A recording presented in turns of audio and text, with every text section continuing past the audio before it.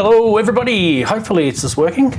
Yes, got this fan. I have to have the fan on me, sorry, it is absolutely sweltering here in Australia.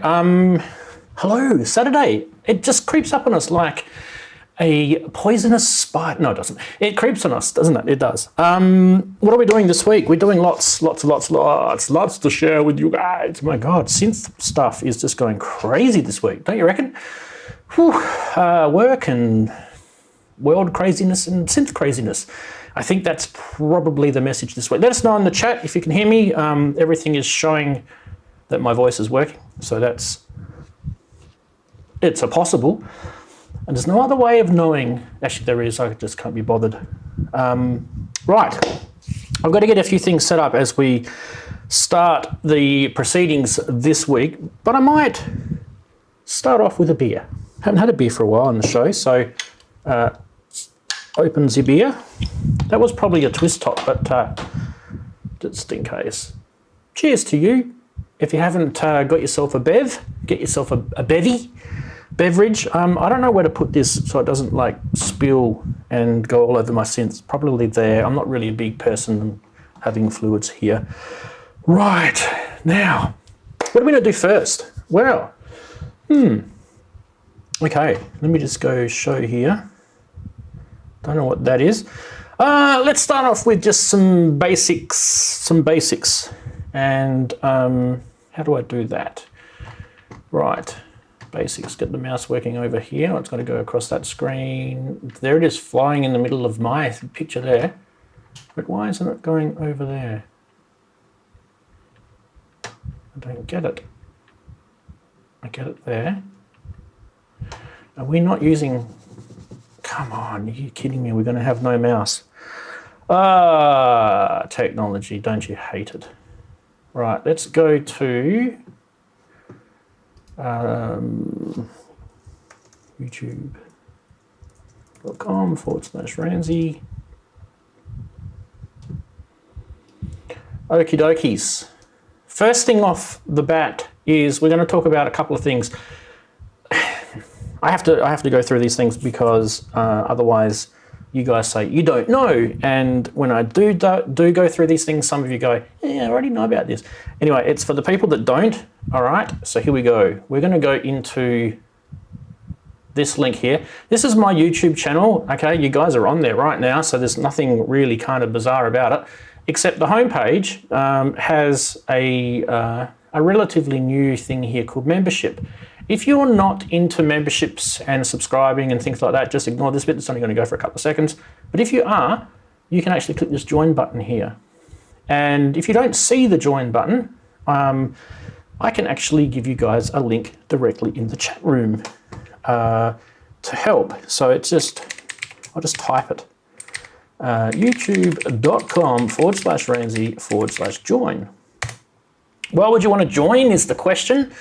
Why would you want, damn good question, Ranz, damn good question. Let me put myself up here. Why would you want to join? Well, okay, so for the moment, there is a little bit of content under the community tab.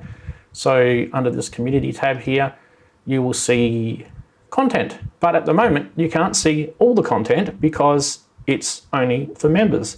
And the members are getting some kind of cool content. I'm trying to be doing a couple of posts a week. Usually they're photos, there's a bit of text, a little bit of stuff that sort of keeps you guys sticky during the week. If you're not into Discord, into YouTube, that is okay. Instead, you can do Discord. Discord is another option. You don't need me twice. Let's turn me off here. The other option is Discord, and I'll just try and find the link to Discord, which is one of these. I think that's it there.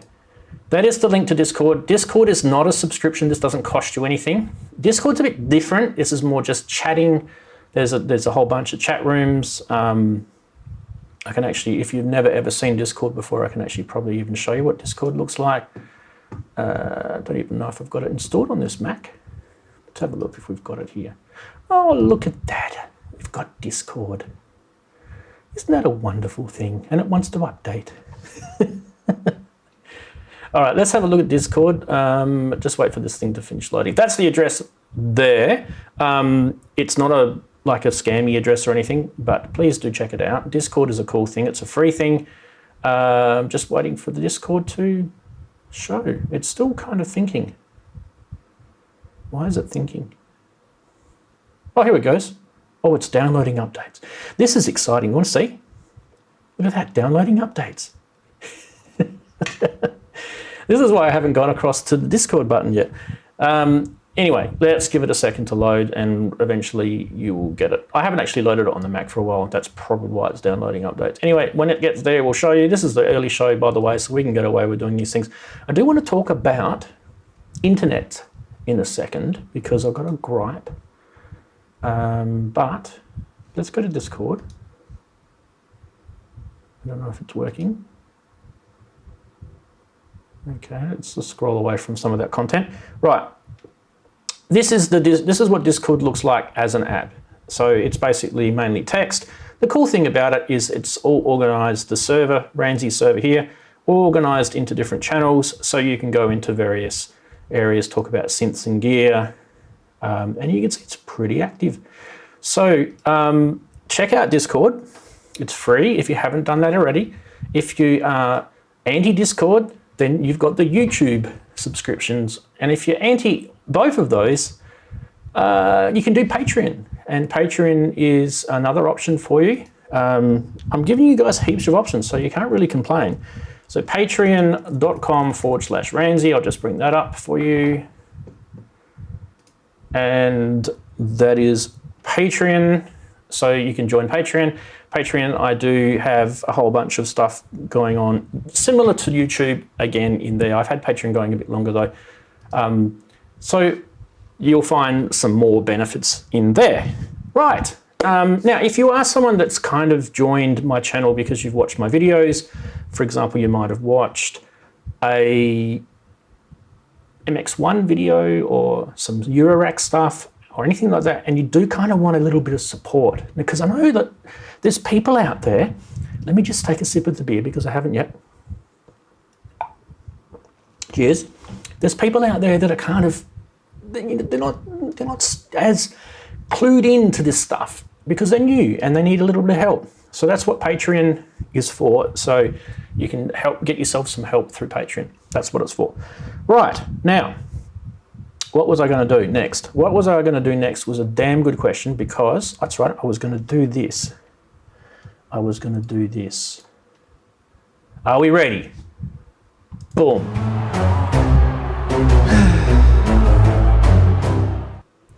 Yes, I am going to have an early show rant, and I have every single friggin' fiber of my body right to tell you guys about this, because it kind of sucks.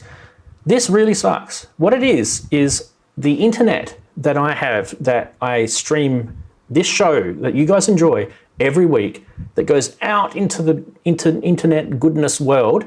The people that I pay money to have this internet connection with are dodgy. They're being dodgy, they're being scammy, whatever word you want. Not good is probably a way to say it, and I don't care if it's a lawsuit waiting to happen, because I'm a consumer and I'm paying money, and these people are doing things in the darkness without us being told. And I'll give you an example. I had signed up for a plan that gives me so much download and so much upload. Now, we know it's not guaranteed, all that sort of stuff, yeah, but what they didn't tell me was they're going to reduce the upload. If you're going to reduce my upload and I'm a YouTuber that streams, that's going to piss me off, because that is the very thing that I need. I don't need download, I need upload. Upload is what sends stuff to the internet. If you're going to reduce my upload, that is really going to affect me. And you guys might have noticed over the last week or so that there's been some buffering going on with the show. And there's been a few little things like that. That is why. It's not because of anything here. It's because those little dishonest bastards are doing underhanded crap right now. So what I'm going to do is I'm going to say bye-bye to you, ISP, and I'm going to stick your ISP connection right up the proverbial, and I'm going to go somewhere else, because that sort of shit is not on. So I hope you're watching. And if you're wondering what the name of the company is, it's Node 1. Not happy with you, Node 1. You shouldn't be changing ownerships and then changing stuff without us being told. Right, let's get on with some more happy stuff. What was I going to do? What was I going to do? That's right, I was going to do this. Okay, so go to this view. And we need to minimize that. And we need to show you something really cool. That's this. That is this. Right, while we're doing that, what I might do is I might get the camera happening. I don't even know if it actually does happen. Black magic, please work today. Oh, yeah, it does work. Look at that, it's a thing of beauty. Right, let's change the input. Okay, what's happening, guys, is we are going to be doing the Argon 8 update. And if you haven't got an Argon 8, bad luck. Bad luck to you. No, it's not. It's not going to be too bad. This is actually pretty cool for people who are kind of a bit timid about firmware updates, I think, anyway. Ooh, why are we not connected? Sony Visca over IP. What the hell? Why is that not connecting? Oh, you are connecting now because you want to.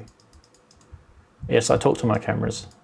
All right, give me a second. I'm just moving the camera to show you guys the illustrious, the proverbial, yes, there is, in all of its glory, the Argon 8M, yeah! The crowd goes wild. Actually, this is kind of a weird synth.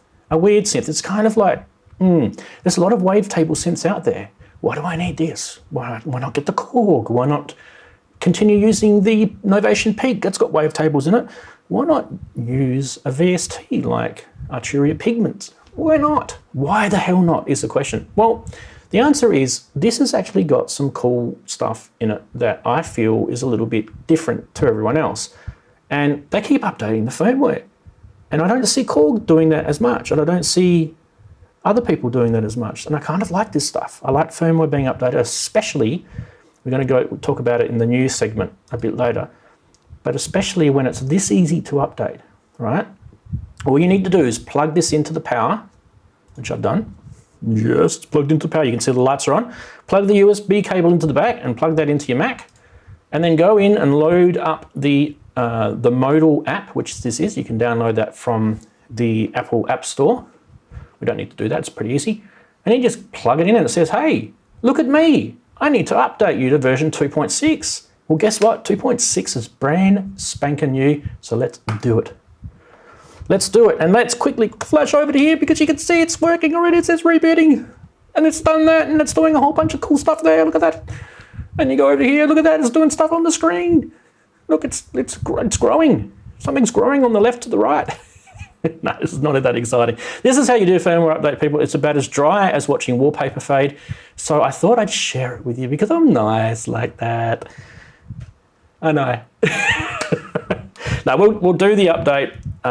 It's got one of three. I'm not going to make you guys sit there and watch this.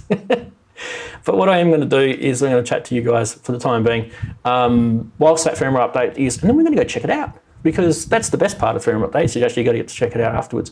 So we'll see. Wagoo needs to update his because he's got one as well. So get onto it, mate. Get onto it. And if you haven't got an Argon 8, get one. They're pretty cheap.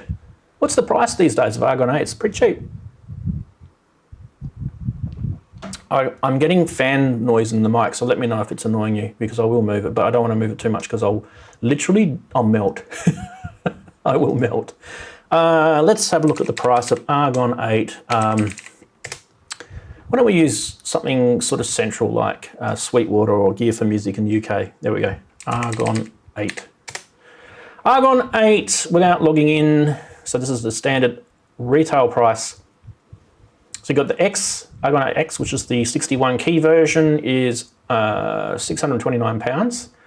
The little synth version with the keyboard on it is £519. The desktop one, which is the one I've got, is only £459. So if you don't really need a keyboard, but you want everything that it does, just get that, £459. That's pretty good. What does Sweetwater say? Sweetwater, This over in the US, because I know we've got US people here. I like all my US people. They're cool. They're cool people. Nothing wrong with the US people. We're good mates. What shall I say? We're good mates. Okay, Argon 8 over at Sweetwater, and some of you probably hate using Sweetwater, but it's a good sort of benchmark site anyway. We're looking at 649 for the M. We're looking at 849 for the big 61 key version, and for the standard 37 key version, it is only 749. And you can get it if that's kind of what you want. Is that kind of what you want? I'm not sure. Hi, chatties. You guys are all kind of, yeah, having a chat. I think I got mine cheaper, by the way. So yeah, depends on what time of the year you buy it, doesn't it? By the way, the update is still happening. Let's go and check out Update Cam. We're up to part 3, so it's not as sexy as we think it is. And the screen says, "Do not turn the power off." Well, we won't do that because that would be silly. Kev wants to know if anyone can lend him 500 quid. Yeah, can you lend me some as well while you're at it? Gosh. Yeah, Eddie thinks I've got the sports reporter in me. I do have a bit of sports reporter. I'm putting a voice on today. I'm enjoying it. At least I'm not boring. Anyway,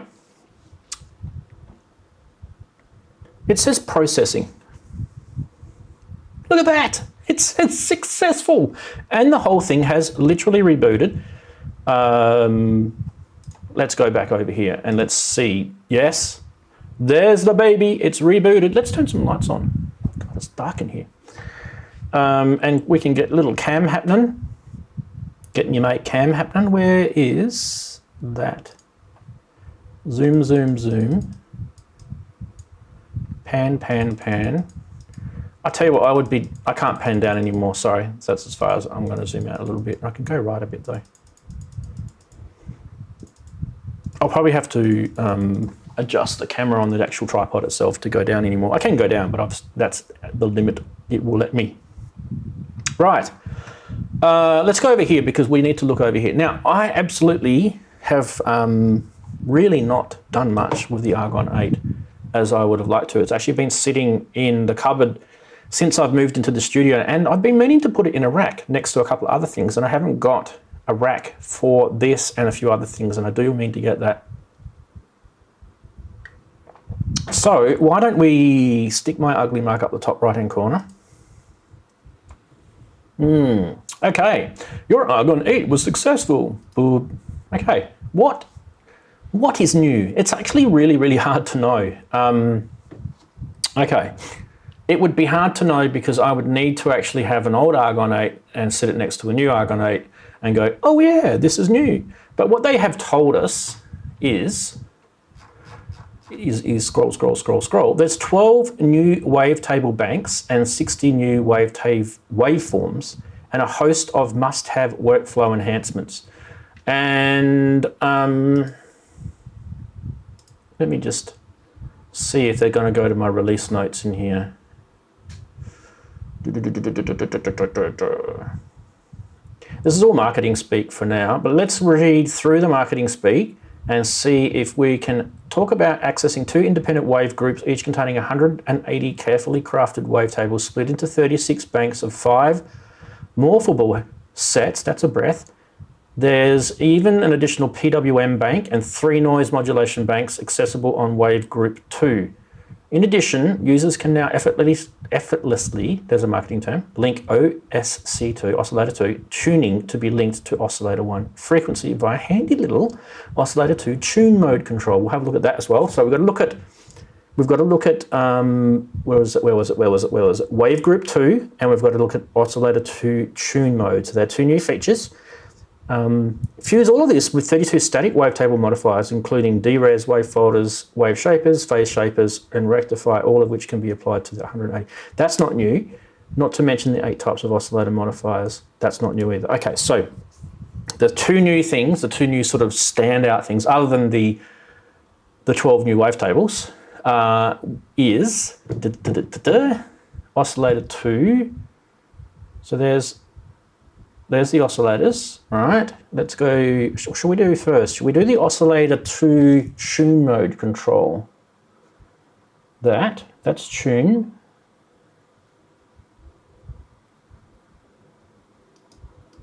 Okay. I need to be looking in the right area, and I'm not looking in the right area, am I? You chatties, can you see it? Do we need to make this bigger? Let's make this bigger. Shall I take my face off so this is not covering up that corner? Okay, so what did we first say? We said bank 1. These are all the different oscillators, right? By the way, I probably need to plug this in because I haven't got any sound at the moment. Sorry. Where can I plug it into is the 60,000th question.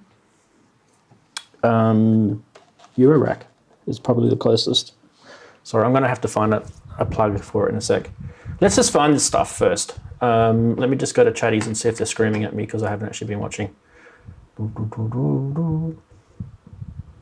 Adsy Fadsy's in the building, everyone. Watch out.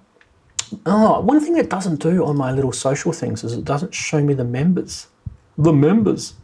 You can see the members, by the way, guys, in the chat, because they have this little Superman for Synth Geekery, like Future World Machinist does, right there on the screen. See how he's got the big S after his name? That's how you can tell the members. And they've got access to these really cool emojis, like throw your synth at the screen and a whole bunch of stuff like that.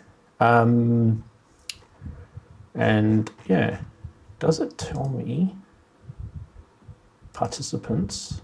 It tells me that we have 2 members in here. Cool. Which is Kent and Future World Machines. Cool. I thought there was inverted popes as well, but I could be wrong. Anyway, no problem. Okay, let's go back to Argon 8 cam. And what were we looking at? We were looking at oscillator 2 tuning. So this is oscillator 2 here, right? Oscillator 2 tuning can be linked to oscillator 1 frequency via the handy tune mode control. Maybe that's this. Don't know. Maybe it's a modulation. What are you thinking, guys? Maybe it's a modulation. Let's see. Is that a modulation? How do we?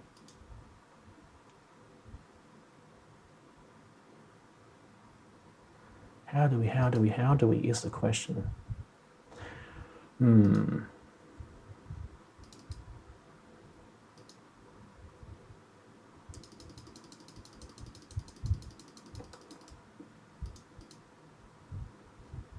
Okay, let's see if we can create something here.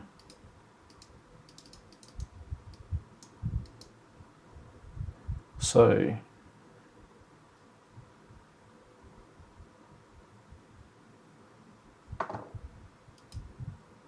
these are all the same, but these aren't. Don't get it.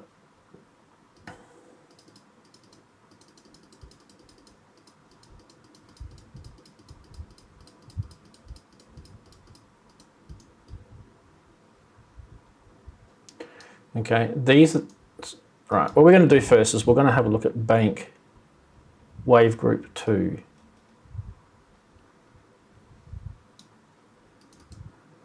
So that's wave group 2 there.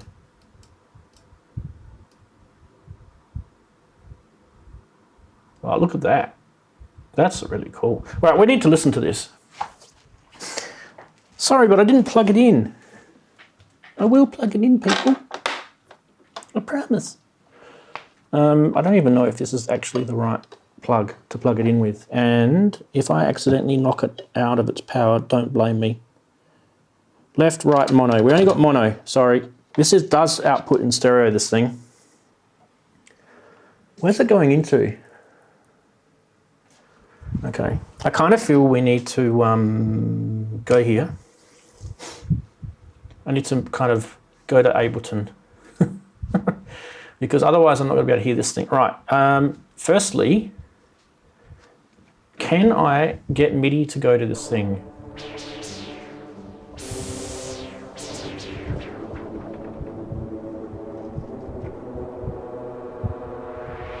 All right, we're getting multiple stuff coming through at the same time, and one of them is definitely not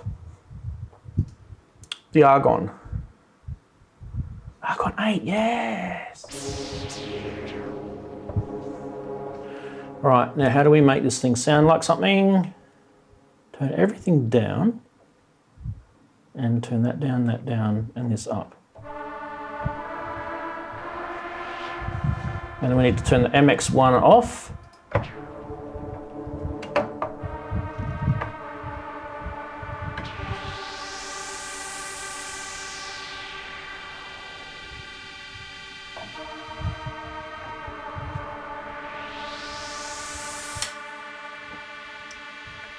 Now I'm getting audio from somewhere and I don't know where I'm getting it from.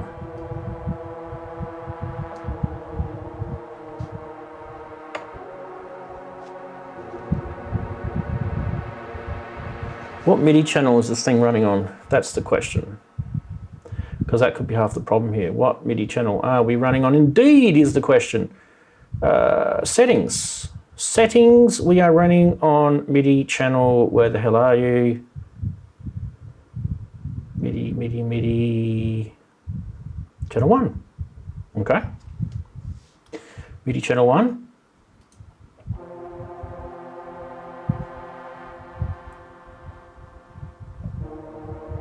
Just wondering where that sound is coming from.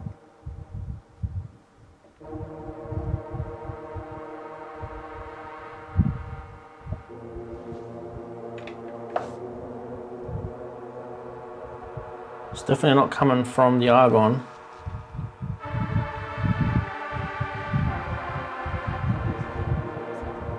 Okay, I'm having some dramas here, guys. I do apologize.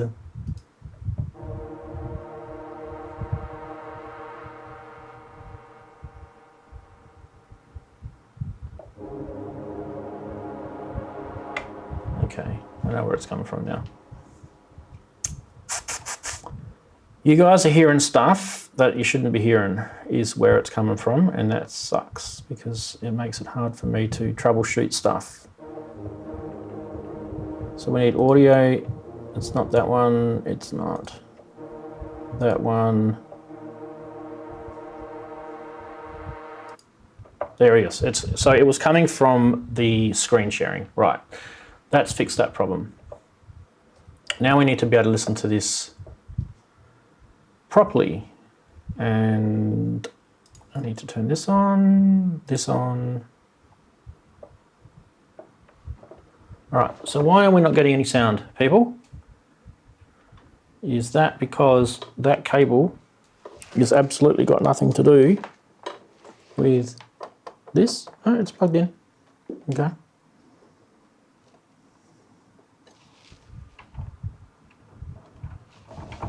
All right. That is definitely plugged in, and we're not getting any sound out of this because you suck.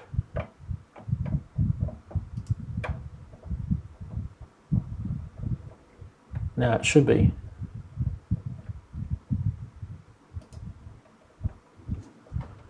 All right, well now why we're not getting any sound out of here?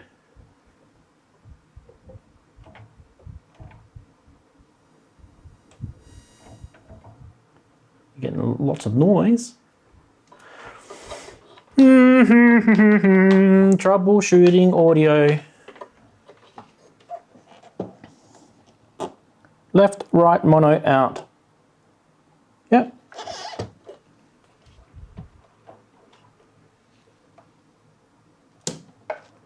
Plug it into a different input. See if that works. No, there's no sound coming out of the Argon. Why is that? Why is there no sound coming out of the Argon, people? Did that firmware update just shit it? It probably just shat it. Let's try a different patch. Oh, you know what? It might be because that's an ARP.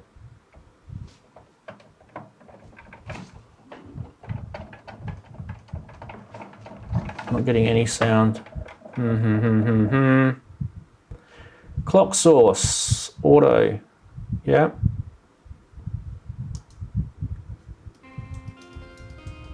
Why don't we do it this way? I don't think MIDI's getting to it.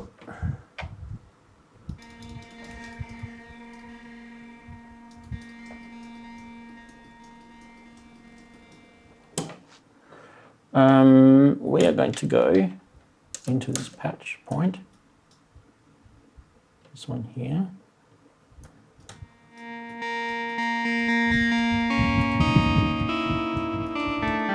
I knew there was audio, I just wasn't wondering why that was not working with MIDI, which is really weird because MIDI below says go.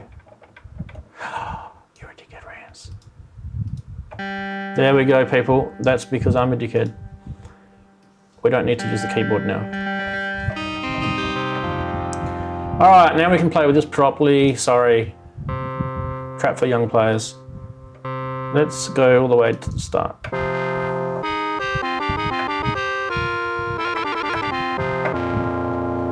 Right, now, finding 36 banks of 5 morphable waveform sets. Okay.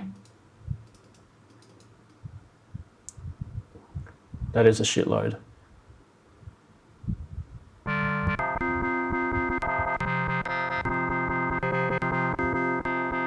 This is why you want wavetable synth, people.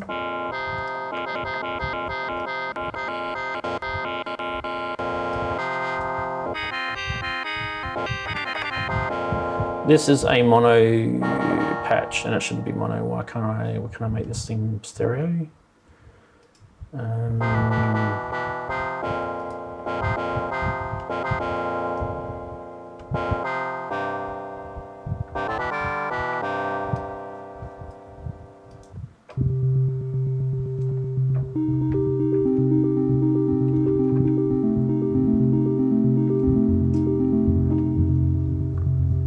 Can we get the ARP to actually hold on this thing? I forget how to do it. Oh, there it is there. Oh, that's the sequencer. Wait, where's the ARP?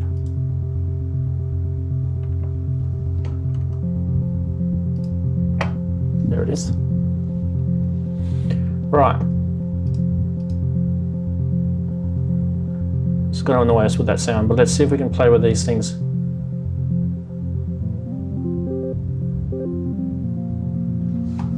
Is that loud enough for you guys?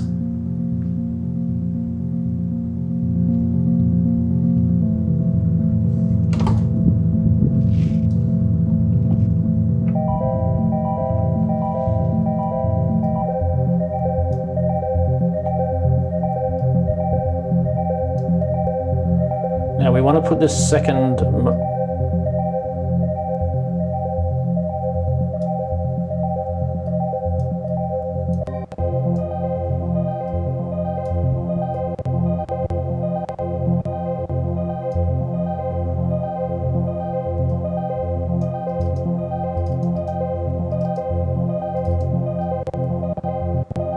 so this is resampling it now.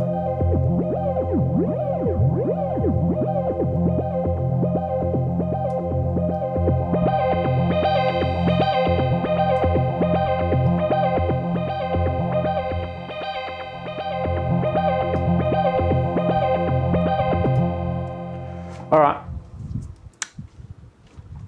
Okay.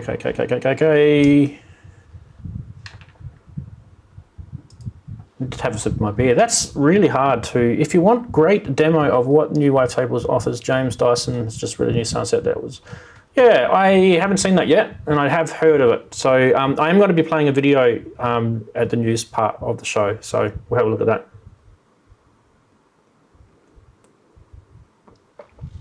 Sorry, taking a drink. Okay, I need to go back to that information. Still can't find that tune. Okay, so the new wavetables are chew. This wavetable starts. So let's see if we can find it.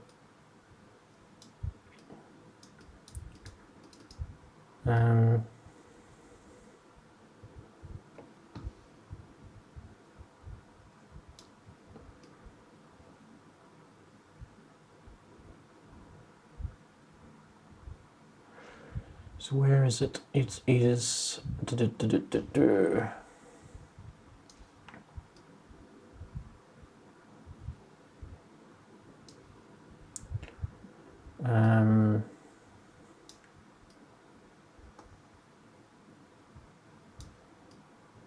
Where they are.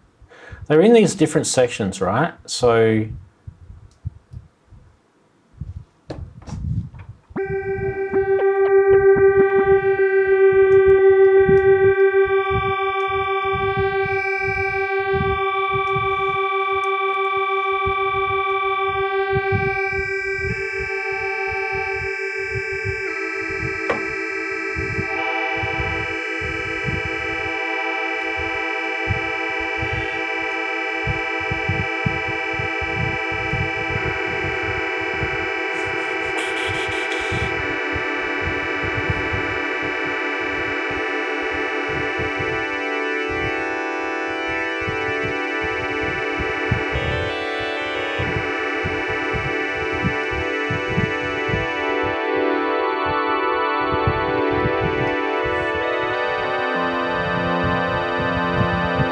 it's a really long sustain on that.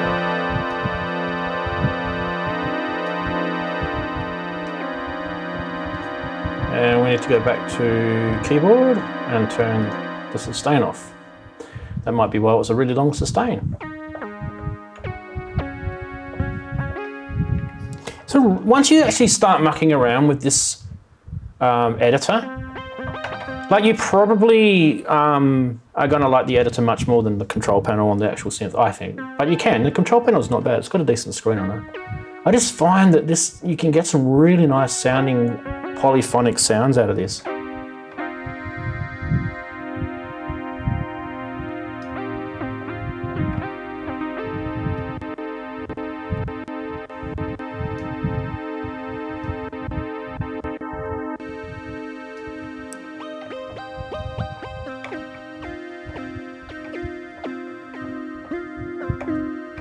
Just moving them together.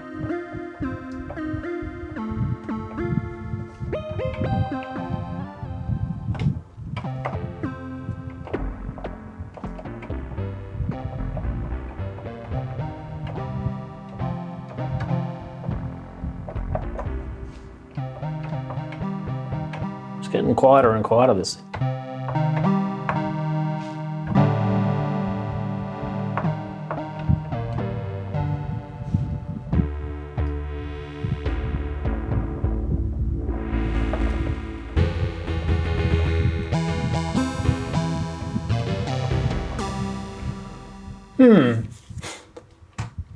Interesting indeed. Look, let's go across to me. I'm going to bring up this page and just show you anyway, because it's massive, and I don't think this show is going to be long enough to actually go through it. One of these firmware updates, I'm telling you, like, it's just huge, humongous. Here it is. These are the wavetables that they've added. It's true, a wavetable starts as a fuzzy square shape grid. Swirling pads, wicked, transient, feedback. I need to find all these. That's what I need to find. Metal, fat. Fat sounds good. Sounds like me. An oscillator shapes sampled from an analog synth. Yeah, this is me. For classic analog sounds, this table does well as an alternative to the standard VA. We need to find some fat. I need to find some fat. Dear me, I don't need to find any more fat. Anyway, Argon 8. When you get something brand new, people, and you have never ever touched it before, this is what happens. You tinker, you fiddle, you muck around. And I've been ignoring the chatties whilst I was getting frustrated that I couldn't get the audio to work and the MIDI to work. These live shows are just fantastic.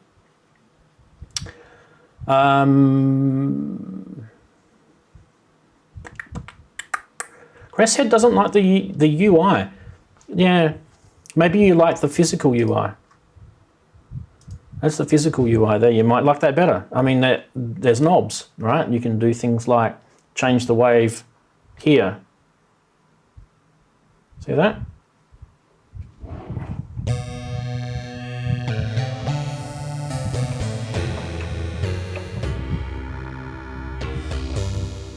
You can change the tuning, the spread.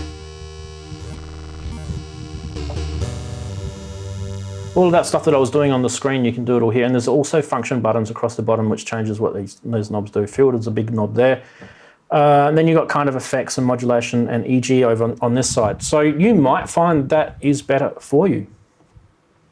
You might not look good like the GUI. I like the GUI because you can see a lot more, that's all. Right. Yeah, I just really want to find the fat. It's teased me, and I don't know how to find it. Maybe go on knit.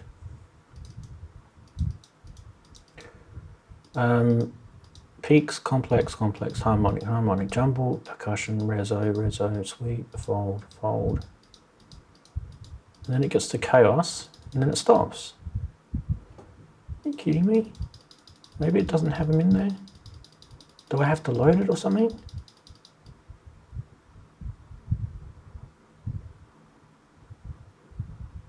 Don't know. It says, oh, you got bank 1 and bank 2. Right. Okay, how do we change the banks? I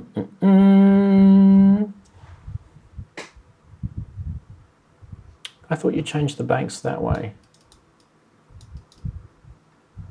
That's bank 1 and bank 2. Maybe the bank 1 is set to there. Anyway, I'll work it out in a minute.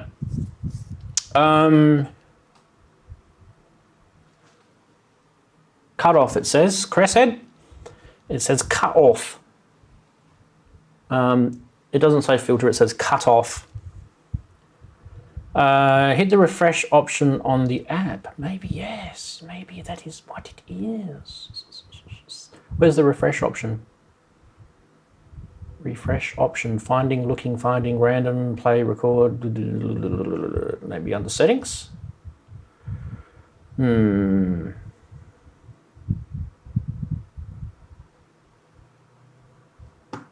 Oh, there's a second page.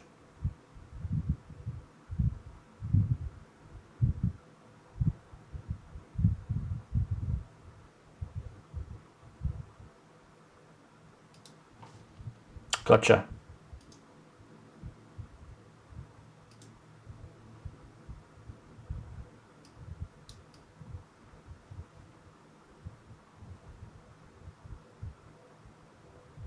Oh, I found fat. Robbie, you're a legend. Robbie, give yourself a pat on the back, mate. We found fat. There's fat. Look at it in all of its fatness. At the moment, it's a sine wave. It's a very fat sine wave.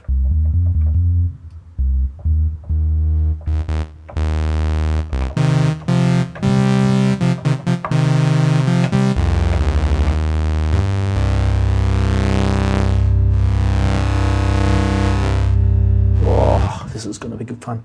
Why don't we go to this view? Oh, I love synths. Don't you love synths, guys?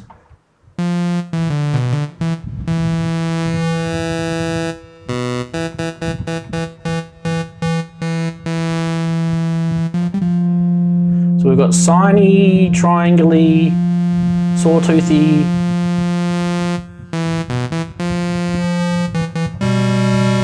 squarey,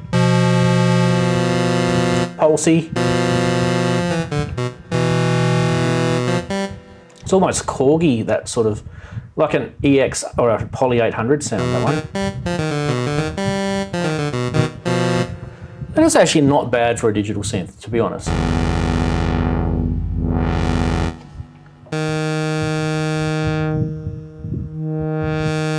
Let's reso it. Let's reso it indeed. Let's get some reso pumping.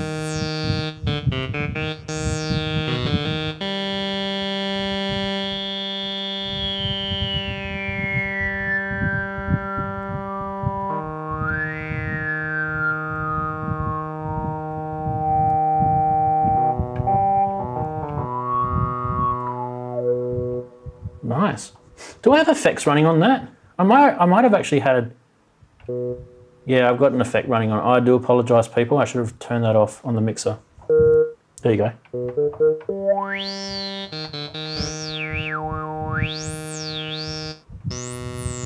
This has got effects built into it, by the way. I actually thought it was that. Where are the effects again? They are there. And actually, at the moment, there's nothing set, so why don't we set something? Should we do ping pong delay? Sounds good.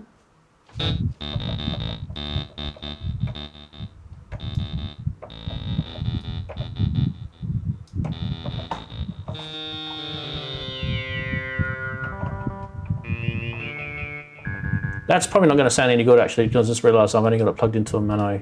Let's do reverb instead. What type of reverbs are there?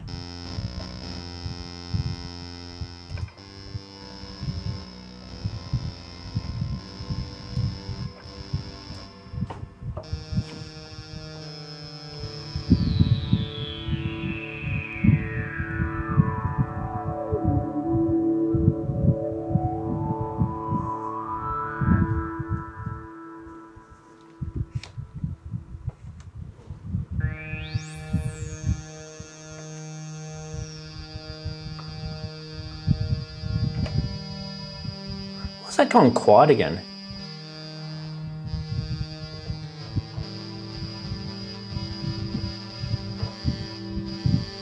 It's like full blast on there.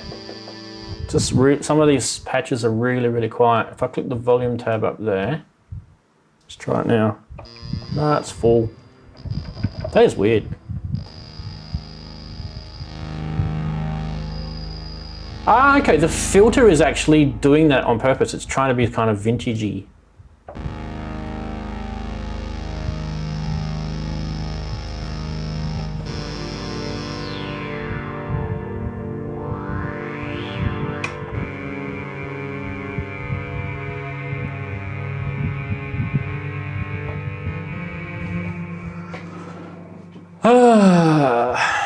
Yes, I'm going to play with this for hours, and I'm not going to because I'm going to bore the crap out of you guys.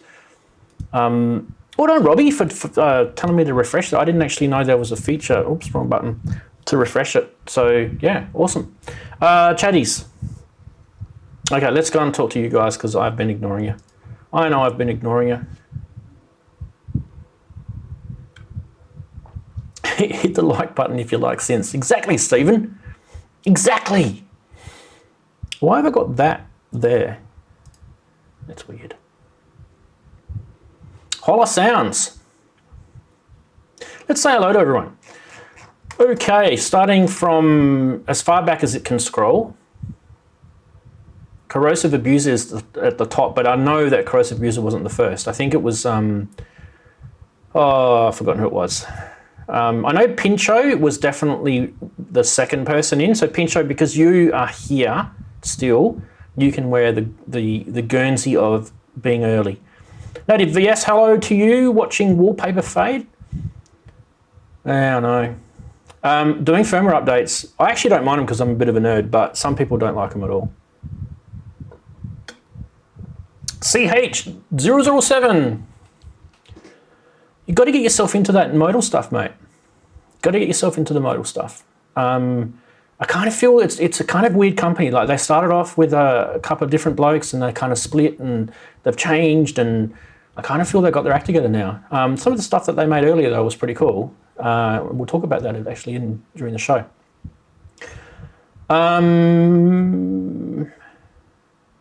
Human Error, Azio Head, hello. Who else did I say? Martin Taylor, big hello. Future World Machines, one of our channel members, awesome. Cress Headers, hello before. Wagoo, good to see you, mate. Kev Human, Robbie Pure Rich, Helly. Look, everyone said Cobalt 8's better than the Argon 8. I don't think you can compare them. Cobalt 8 is a VA, Argon 8 is a wavetable. It's like saying, oh, the System 8 is better than a friggin' PPG wave. Like it's just silly stuff. They are different synths. Get both. Get both. Yep. Who else? Did I say hello to Kent Spong? Because he's another one of our channel members. He's awesome. Not just because he's a channel member, but he's awesome because he actually fixes synths. Now, anyone who fixes synths has to be a god in my book because they are keeping the synths from dying, going into, landfill and stuff like that. God help me if I actually found out someone threw a CS80 out into landfill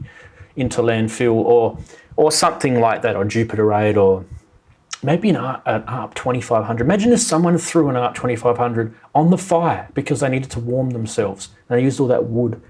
That would just be devastating to hear like someone doing that. I've seen people destroy TB303s. I wasn't too happy about seeing that. Did I say hello to Martin Taylor? If I didn't, hello Sasquatch. Big afternoon to you too. David's there. Big hello to David.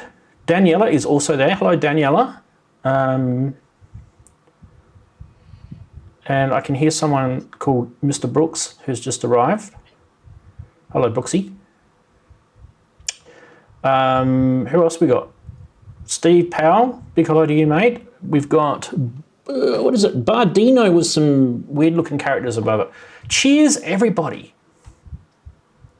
He says, Asdi, I'm going to get this right eventually. Asdi Fazi. I reckon that's how you say it. Asdi Fazi. And if I'm wrong, let us know in the chat if I'm wrong. Asdi Fazi. What a cool name. I like it because it makes me... Imagine if I was actually really drunk trying to say that. I would have a lot of trouble. Stephen, who's Mac, is there. Good on you, mate. How's the move planning going? Let us know. Ben Breslin's there. And Manny's there. Dr. Synth, good morning to you. Nice to have you on this Saturday. And scrolling. My phone is beeping. I don't know why. It's telling me to take a moment. I'm not going to take a moment. Sorry.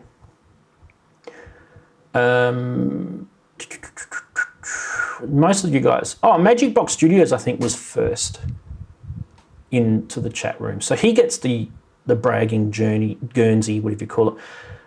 Anyway. Dazza from Down Under. I don't know if you're still up and you're still there, but hello to you, matey. Good to see you on the other side of Australia, which would be absolutely what we would call sparrow fart hours. Is the body... I sing the body electric is hello there, folks. That is really cool. Hello there, folks. Yeah. And I'm kind of losing my scrolling. I think I said hello to Holla Sounds. And I'm trying to get everyone. Synth Addict, Andy's there. Big hello to Synth Addict. And Inverted Pope's another one of my channel members. What a legend he is, Inverted Pope's. If you haven't checked out his stuff, make sure you do, because it's actually really cool. And my mouse just scrolled and everything just disappeared. So as far as I've got, if you haven't actually jumped into chat, make sure you do. Grace Griffin has just jumped in. Nice to see you, Grace. Now, Grace has given us something to share with you later on in the show. I'm not going to tell you what that is yet because I'll be giving it away. You're going to have to hang around to find out what it is because Grace is a legend. Not in her own lunchbox either. Mr. Brooks, how are you, matey? Typing. What do you know? I just finished that. There you go. Oh, yeah. Hello. All right. If I do this... What a busy morning. Look at that. Look at that. How cool is that? We can do each other. I'm going to just like punch each other. It's like... We can use each other high five. How do we do it? That way? No, that way. That way. You did the wrong way. It's like... It feels weird, doesn't it? Oh, you're on the bass. I'm not. I'm on. Just flavoured water. Flavoured water. Flavoured water. With a twist of lemon. Black currant, summer fruits. Or That's an old 80s. If you ever remember the old Eddie Murphy movies from the, 48 hours and all that sort of stuff. The twist of lemon. Yes.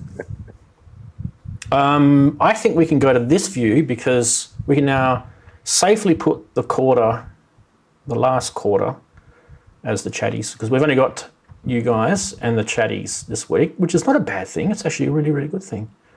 So don't get sad. Mr. House. Daren T.H. Daren T.H. How are you, champ? Nice to see you, mate. Yeah, can you hear me? We can. And look at this. If I press this button, I've been doing more scripting, Mr. Brooks. If I press this button, it now puts me and you like that. But then if I go to Brooksy, and then I press this button, then it puts me with Mr. Brooks. Anyway, Mr. House, how are you? Yeah, I'm fine, I think. Who's slick? That's whizzy, slizzy, whizzy stuff. It's very slick. Oh, as he spins us round that way. Oh yeah, do you like that? The spinnies? Yeah. Like a record, baby. Round, right, round. I was supposed to go that way. Do it again. Oh no, I did it the wrong again. I can't do it. It's too hard. It's too hard. What I've been doing to do that little trick where I go to Daren, right, and then I press the button above it, what I've done is it's actually a little script, and it's called dynamic linking in the script. And what it does is it uses the same view, which is this is called my 2 view, but it actually changes who's in that window there next to me on the left. So it's pretty clever. I like it. I've been doing a lot of playing around with this software and trying to get it working a bit better for me. And what it means for you guys is actually important, because it means the show's more interactive, the videos work more seamlessly, and I can have more items in the new segment. I'm not limited to 4. I was before limited to 4, which actually was really bad. And we can do more than 4 now. We can do as many as we want. Not that we will, but we can. But yeah, you might have just put the mockers on yourself with all of that. You're just asking for things to go wrong now. it probably will, mate. knowing me. Can I just ask you, right? If I do this, can you hear it? Did you hear that? No. Oh, right. I don't know how to work that out then. No, not to worry. Depends on what it's doing. I mean, like if you're dropping your guts or something, no. But yeah. There's a mute button for that. Yeah, and a mute camera. with the brown tinge. I can do things like vignettes and stuff like that. I haven't actually ever played with that sort of stuff, but you can actually make vignettes, which are kind of like, I don't know if you know about vignettes in photography. They're kind of like, sort of like a fadey sort of to black border around the edge of your screen. Kind of makes it look sort of a bit more vintage looking. Kind of things like that. Excellent. So this is all in vMix that you're doing this stuff, or have you created your own program? No, it's all in vMix. So I've got color adjustments. I can make you look like different colors. See that?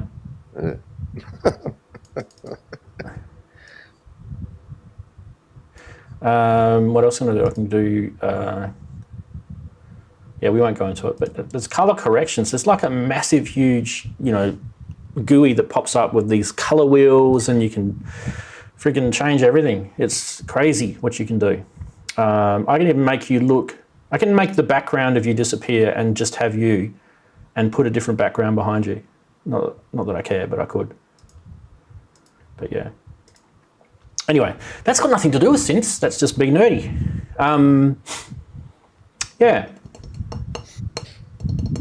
What I was going to do, okay, so guys, what I was talking about before, because you guys just jumped in, is Mr. House, I was doing the firmware update on the Argon 8, which is the modal synth wavetable synthesizer little baby thingo. You got me, remember? It's a rack mount. I have you on in the background, so I know what you're doing. Yeah, cool. So that's what I did before. And the reason why I did it is because they have released a new firmware. And one of the options in that firmware, and you guys will like this, is they've introduced a new... I can't even say it without keeping a straight face. They've introduced a new wavetable, which one of them is fat.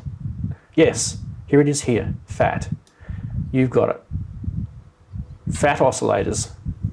I think that you can't ever go wrong with fat oscillators, and we were just playing with them before. I mean, Daren, are you jealous that you don't have any fat oscillators? Well, it's the Wicked. What about the Wicked one? Yeah. Wicked one, or the Nah, the Grit, the Chew. I'm not so worried about fat oscillators, but I know someone who would be pretty interested in fat oscillators. Is he purple? It could be. Could be, yeah. A little tiger. It does kind of fit well with me being fat and everything. So I'm kind of happy about that. You know, you guys might be into the other side, the Wicked or the Nah or the Grit or the Chew or the Transient even. You could be transient. There's nothing wrong with being transient these days. It's now an option on your census form.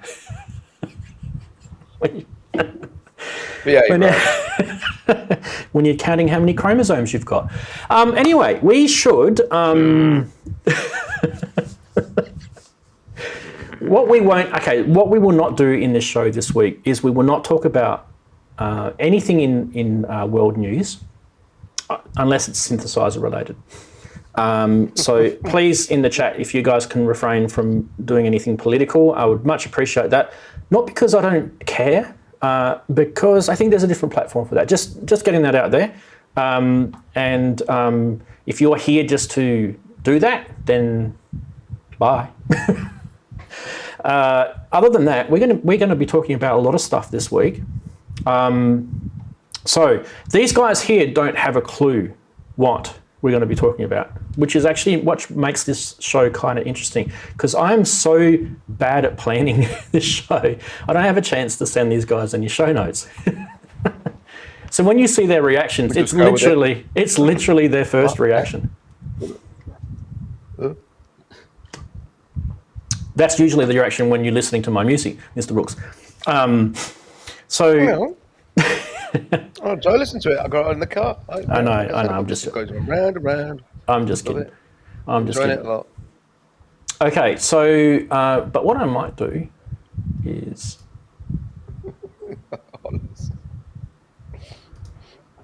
all right. Before we get into the main show, if I haven't shown you guys this already, this is my website.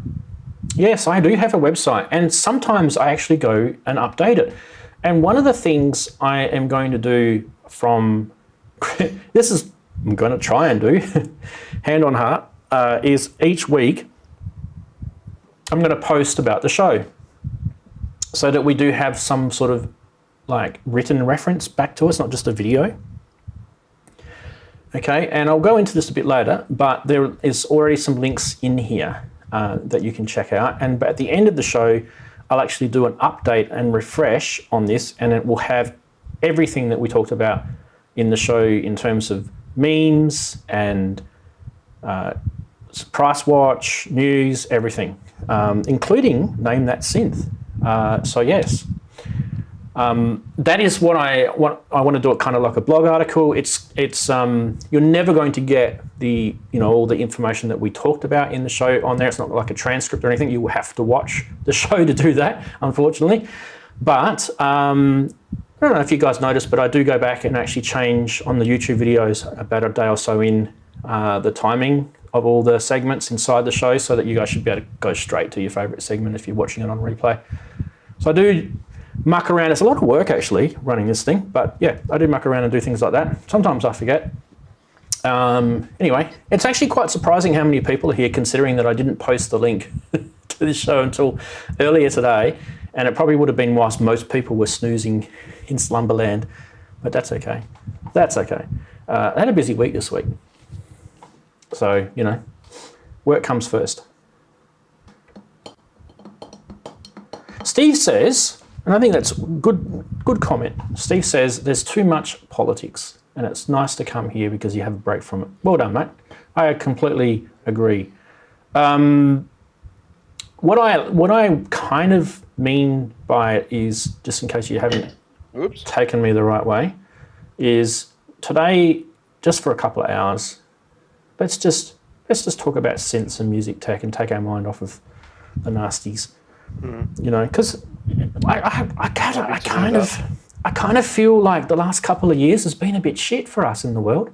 really, really a bit shit. And I think the only thing that makes us smile is the little things, like, you know, enjoying a bit of synths and that sort of stuff. Smiling now. Yeah. Bit of a beer. He knows it's not getting better. So let's talk about the little things that make us smile today. Yes. Well, actually, no, I'm pretty angry. I'll get into that when. Well, I won't say angry. That's not the word, is it? I'll wait till the show starts. You're gonna have a rant? Not political. You're all right. So don't panic. Do you want me to give you no. a rant? No, it's not a rant. No. Yeah. I can give you a rant. Let's have a rant. Go on. We've got 5 minutes. Would you like a rant? Let me just roll. I've already done a rant earlier. Well, no, it's not a rant. It's just all I need to say is. No, hang on. Wait. I need to put a knob back on. Let's do this. Just cross it out and put Daren's rant. Here we go. There you go. Go. Do your rant. Yeah. Well. I need to put a knob back on. What? We know. Well, we know, some Daren. people know, some people don't. I left the camera switched on by complete accident. I left it completely switched on by, I had no idea that the camera. That's what I need, yeah. One of them. Why do you need a knob? I left the camera switched on like this. Well, I left the camera switched on completely innocently like this, forgot all about it, and then, well, as people have seen on my channel, some little came up and, well, you see for yourself, it exactly did what it didn't just, luckily it didn't blow the speaker. I mean, I know it flew back, but it was the actual knob he pulled off. Runs, get the video up. Go on, get the video, play the video in full. Yeah, you'll need to turn it up at the beginning though, but it's not for sensitive little ears. Oh, is it a bit rude, is that? Well, you know, it's not that bad. It's just the mumblings of a madman. How much we got? It's going to be. Is it going to be less than 5 minutes? Oh yeah. Oh, it's only about 1 minute 30. Okay. Oh, it's good. Right. Let me just. I need to turn the feed sound on. Okay. Here we go.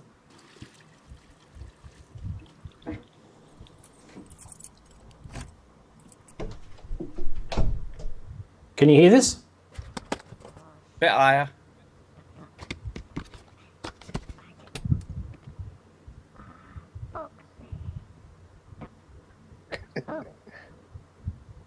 Hello. The name's Ray, and I'm writing an album, but I've been told I've got to do a first read. Let's go.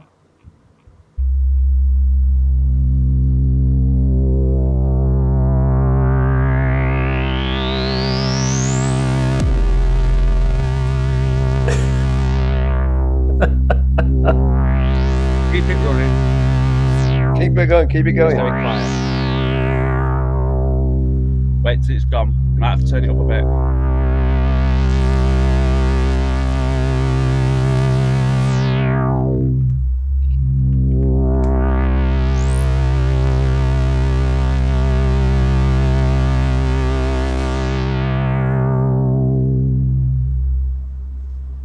Keep it going.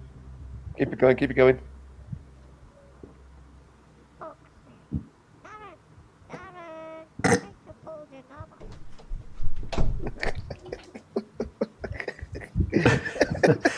It was hard to hear. It was a bit quiet, but I couldn't actually turn it up any louder. It was actually full. It was on the full. That's funny. An earthquake. Dave is my favourite person. My rumbling. He's my favourite person. That's probably me. I've got the fan on. Sorry. You're just going to have to put up with it. Sorry. It's really hot here. The computers will melt. The show will melt unless I have it on. Anyway, that was really cool. I like that. So, yeah. It's -2 here this morning. Well, I would much prefer to be in -2. Let me give you the tip. Right. Speaking of FFS, hashtag FFS 22 if you're doing it. It's the February filter sweep. It's the 26th of February. You've still got 2 days. 2, not 1. Yeah, go on. Not 0. You've got 2 days to still put a video up. Hashtag FFS. I'm going to do mine right on the last day because I can. But what is it about? What is it about? Well, Andy, can I put you on the spot? Can you tell everyone what it's about? Can I? Yeah, it's about the fact that people demonstrating synthesizers and doing filter sweeps have had copyright. We'll have to call them notices, really, right? Claims, stings, whatever the word is, from various publishing companies to say you can't use that. It's copyright. Just a filter sweep on a synth. Various people have claimed them, and people have been getting a bit irritated and annoyed about it. So last year we did February filter sweep and got about 150 videos uploaded of people doing filter sweeps on different synthesizers in protest against the algorithms which pick these things up and say, oh, because it's all algorithm, it's just silly.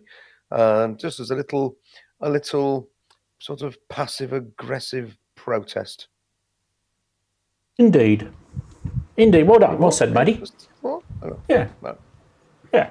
So just upload, I've just given some instructions in the chat. Upload your video to YouTube.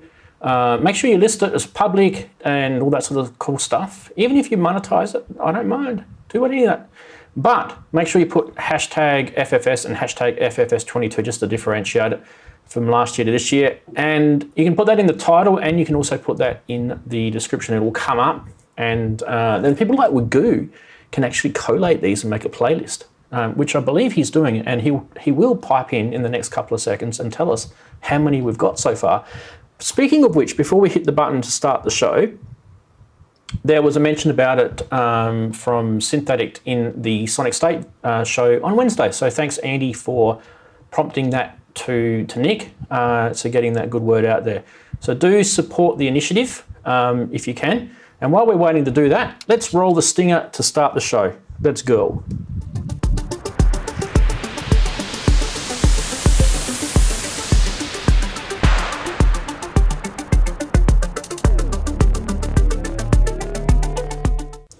Yes, you've reached the end of the internet where Saturdays emerge and you're playing with your synths all of a sudden. You've actually just opened your eyes and you've wiped out the sleep from the night before and you've gone, wow, I've got synths to play with. And guess what? You're sharing that experience with us. Well, we're sharing that experience with you too. Nice to have you here. It's a brilliant hot day here in sunny Western Australia where I'm streaming live from. Hello to all my fellow West Australians, by the way. Not to mention the fact that there's 1 million people watching this show.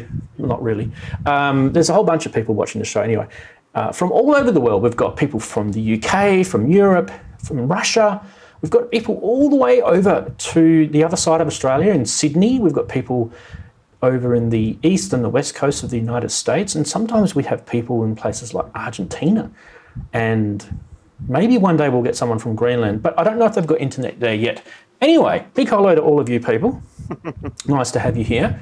Are you wondering what the hell you've arrived at? Well, Daren might actually be able to... Don't worry, we do.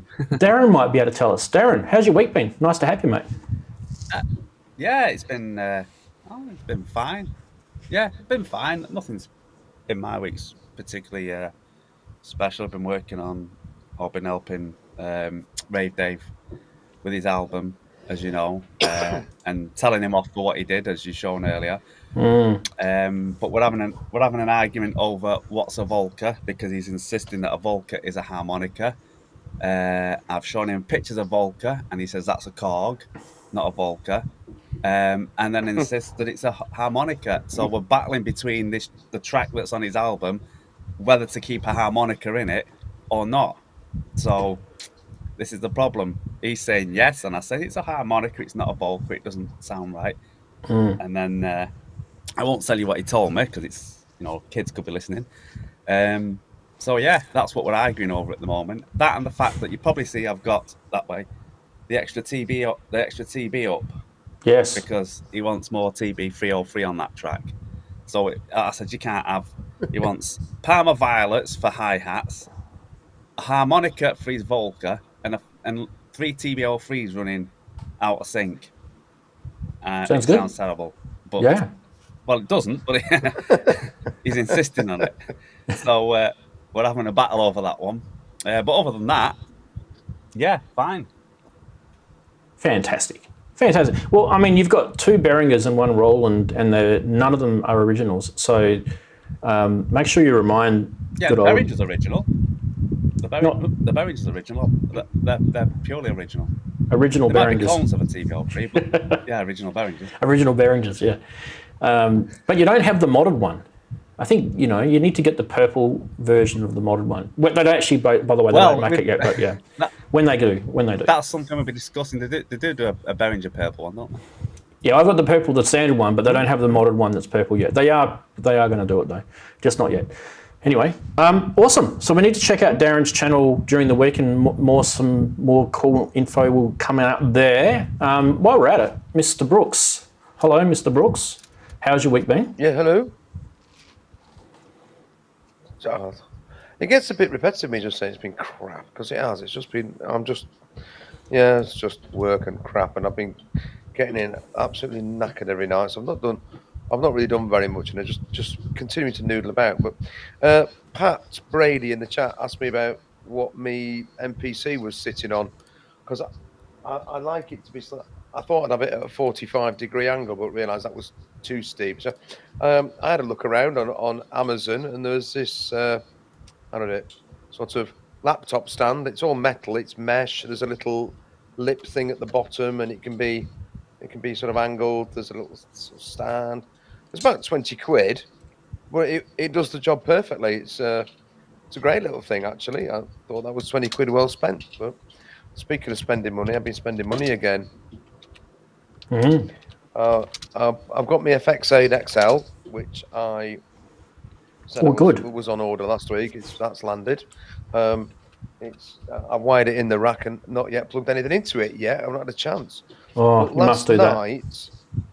Yeah, I will. It's definitely to do, but I've got no time this weekend at all for anything. I mean, the fact that I'm even here is a bloody miracle.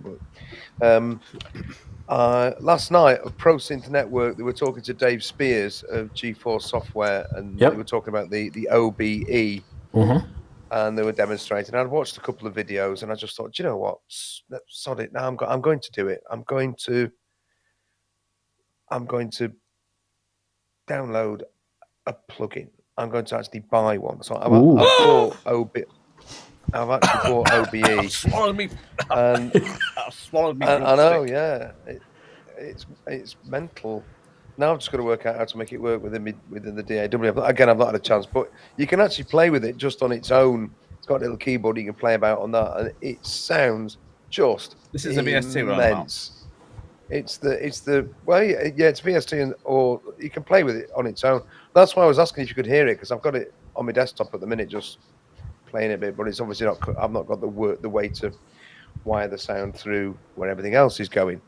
So yeah, and that's great. Honestly, all I've done is picked a preset and twiddled a few knobs. But it just sounds immense. It's just fabulous. It really is quite awesome. And if that's the best plugin that there is, then I'm not buying anymore. I'm just going to use that one. It sounds fantastic.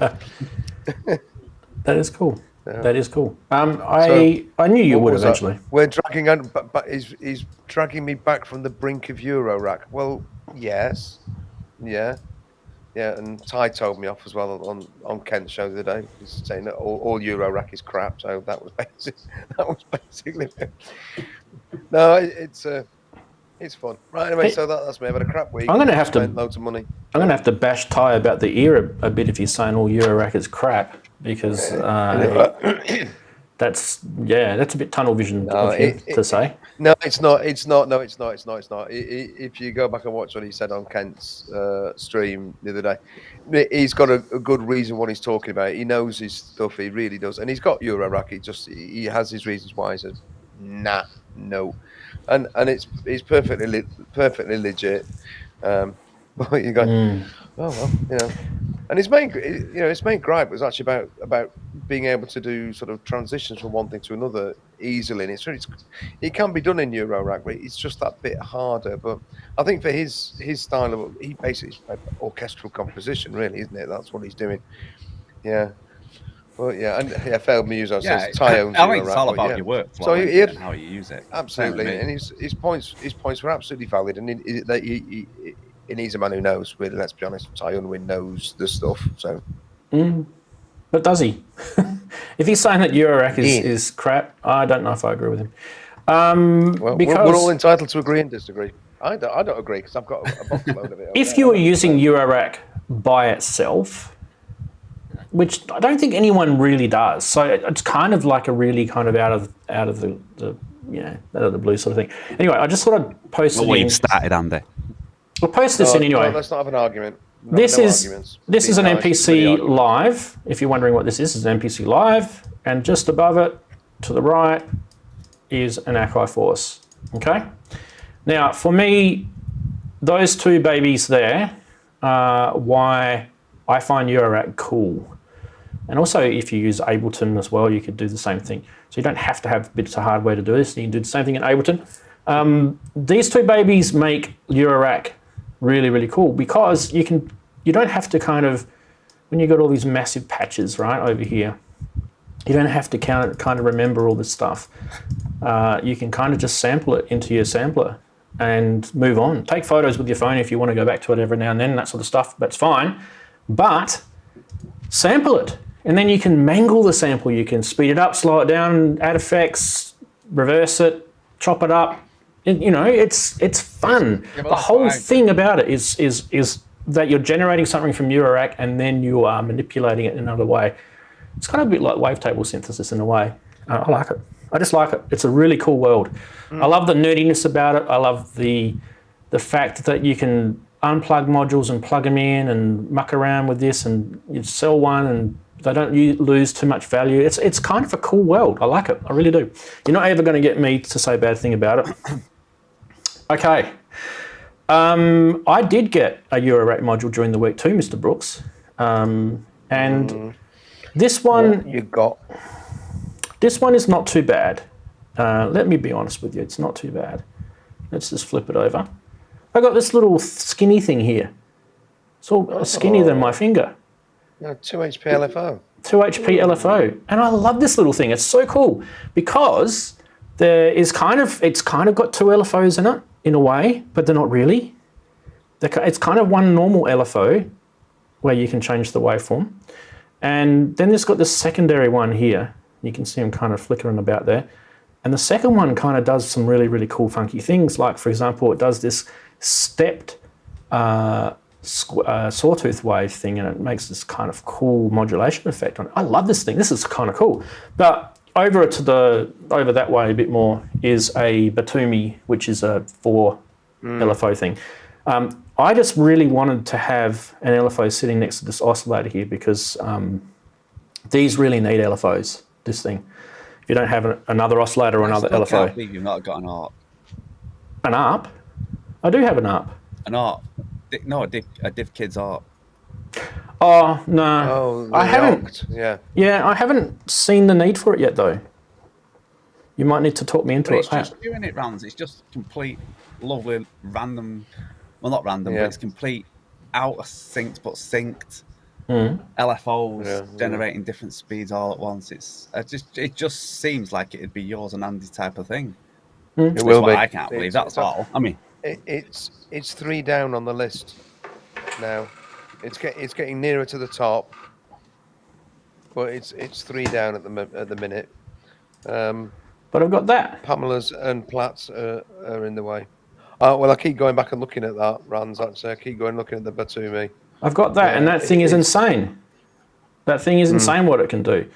So it can be 4 independent LFOs that are completely free running from each other. It can be clocked by an internal clock, external clock, and then you've got these quad phase and divide modes. And then you've got all these kind of different outputs and stuff like that. The other thing too, if you want complete and utter crazy randomness, you can use modules like this. which is a noise generator, and also it's a slow random generator, which was built in the days of the ARP 2500. So I don't know. I don't know if I need it.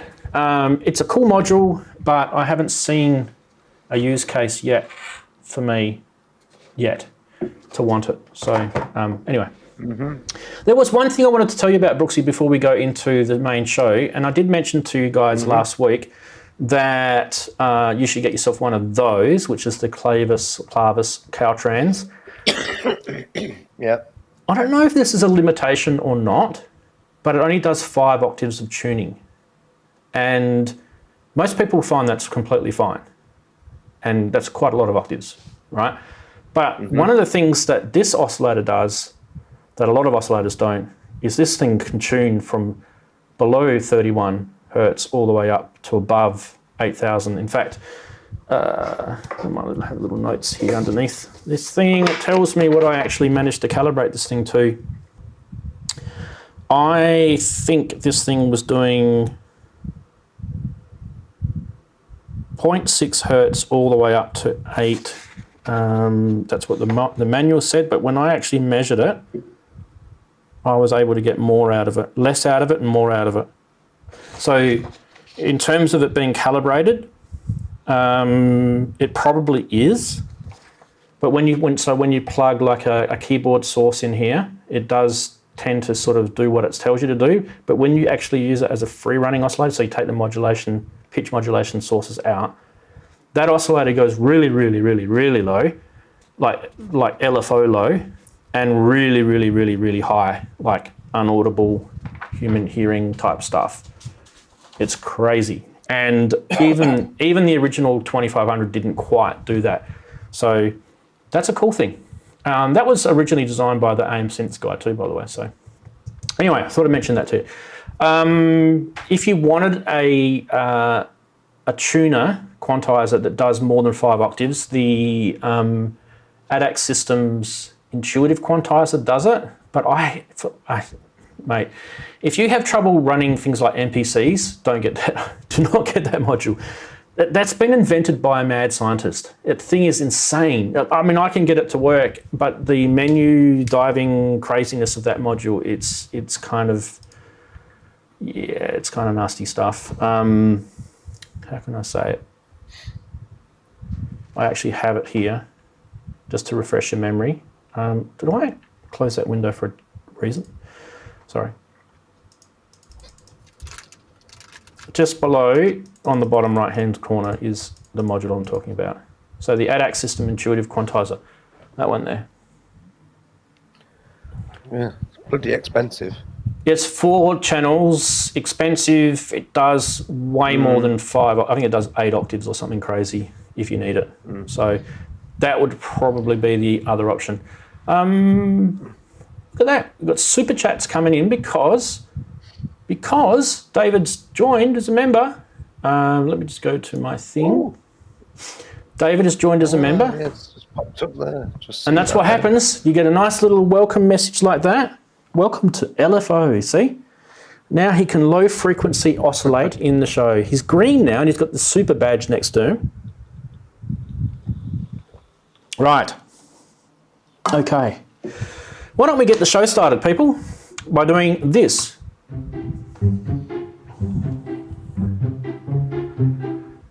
As I said, each week you are at the end of the internet. Memes do pop up down this part. It gets a bit messy. We have to get the broom out. But I did, before I was sweeping this one around, I thought I'd show you guys the Roland Juno 106, and then you've got the JU06 below.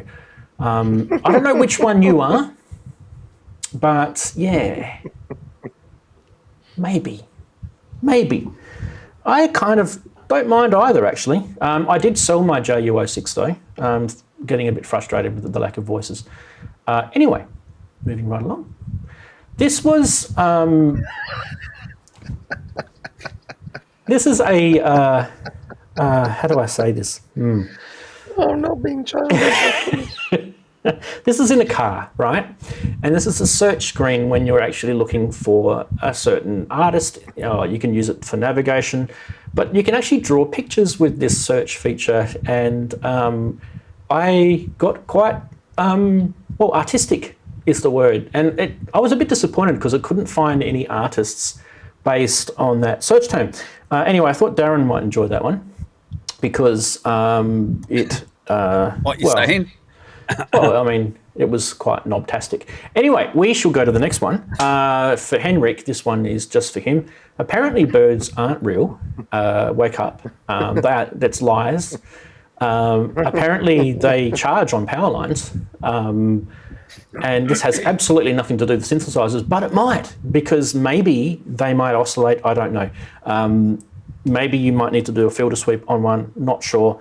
But JX3D, if you're in the chat, it's worthy. It's worthy of coming on the show, mate. And last but not least, and I don't know why it's not working. Maybe did I not refresh it? Did I not refresh it, Governor? I just wonder whether things like that, when someone's being serious and don't realise it's very, very funny, or whether it's a deliberate joke. I don't know, but if you are plugging your gear in at the back, I do recommend you read the labels, because if you've got your mayonnaise plugged into the ketchup, you might not get your mustard. I'm not sure, but yeah, I mean, I thought it was quite sensible. I really don't know what the black one's for, though. Someone might want to tell me. Anyway, what was your favourite meme this week, gentlemen and ladies and all sorts? Tell us in chat what your favourite meme was. I have to say I like the Birds van, because it was... Yeah.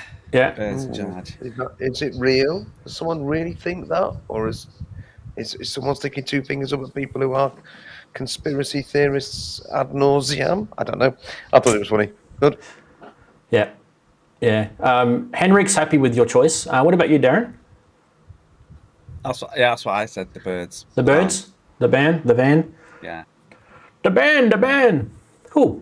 Well, what do the chatties say, just quickly? RCAs for birds.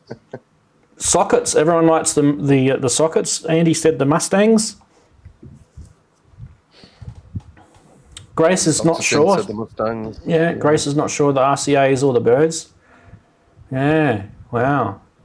Well, you've got to be quick in this world, because if you don't, well, you could blink and you might miss the meme section, but you won't miss this, the news.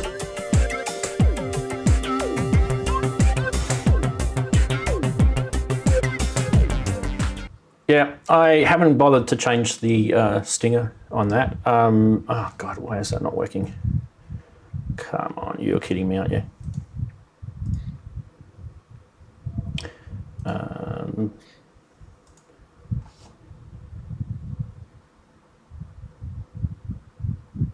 Still not working.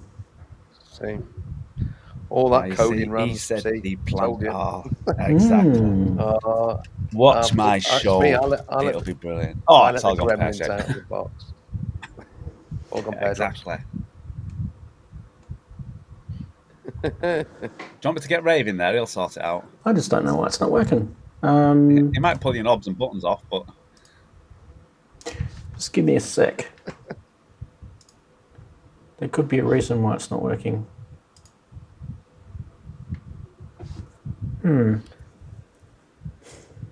Weird.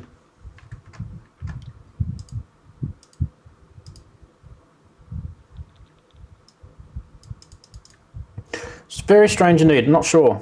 I can't even work out why the hell that's not working. I can go into here.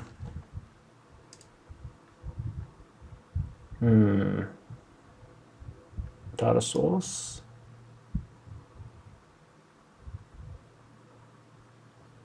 Manage.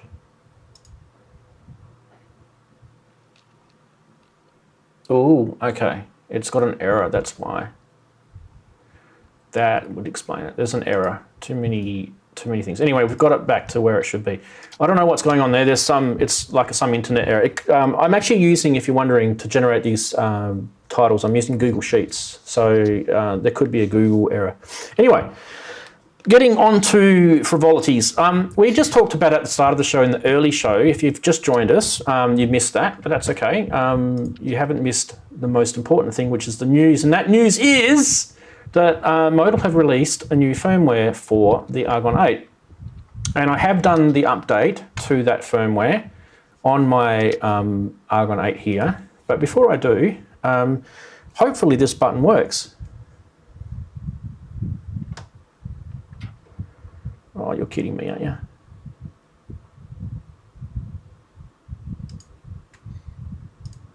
Okay. Let's try it like that now. Just have to do it manually. For joining me for this wavetable tour, we're going to be going over the new wavetables added in the Firmware 2.6 update for the Argon 8. They sound great. They're very useful. There's a wide variety. Let's get to it. Chew.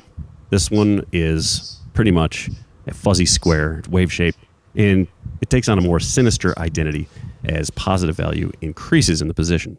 So you can expect good results when used for bass texture or wobbles.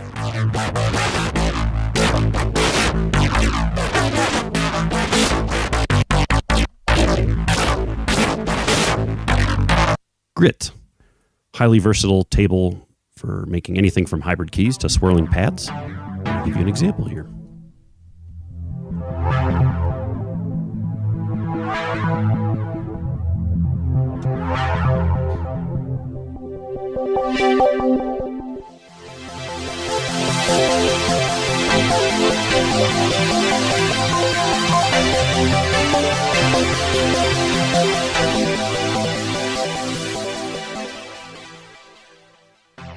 NAR. We took a trusty sawtooth and gave it a healthy dose of acupuncture therapy, so think pins and needles.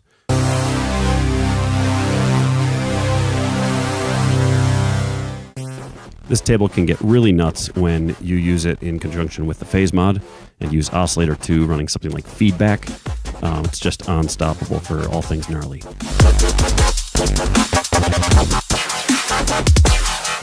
Wicked. Things can get pretty intense pretty quickly using Wicked. This particular wavetable carries a lot of mid-frequencies with noticeable overtones and harmonies.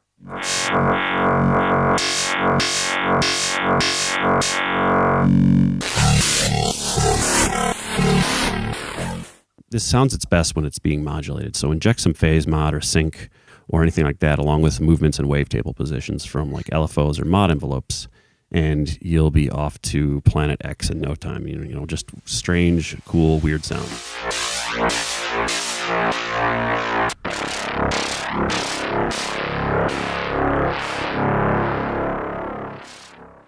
Transient, created for the sole purpose of making distinct transient hits.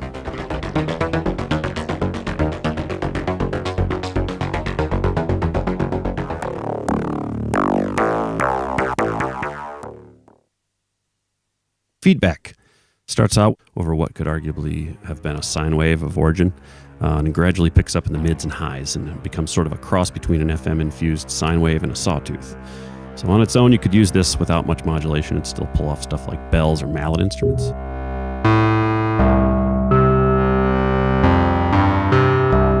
The real magic of feedback, however, is when you use it in conjunction with the oscillator mods.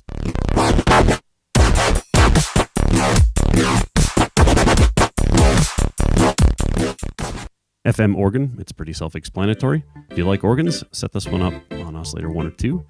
You can try a little wind sync or some other mods. And of course, layer lots of octaves and overtones. Metal. Exactly as it's named, this one's full of metallic ting-tang texture. Much like feedback, it can be used to do wonders when used as an oscillator mod, especially phase modulation. But on its own, it can actually make some pretty spacey, out-of-this-world textures as well.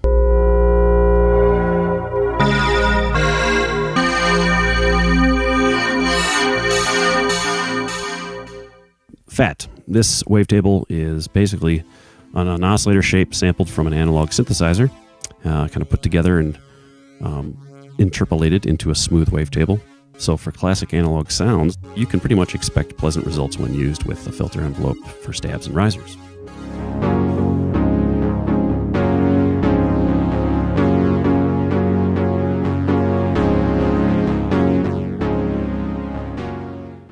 Filter is a saw wave sampled through an analog filter sweep.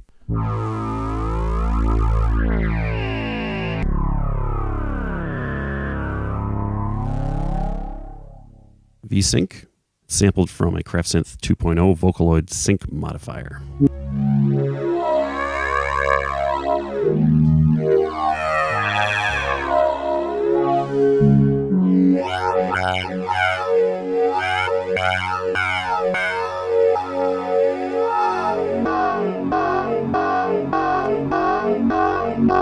And Retro 2 is comprised of samples that were taken from a very famous Japanese polysynth.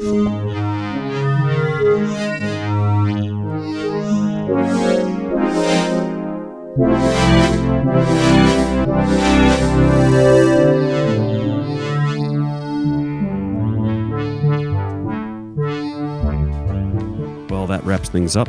Definitely grab your Argon and load up the new firmware using the Modal app. We do have a new version of the Modal app that loads this new firmware, so be sure to download that as well. And check out modalelectronics.com.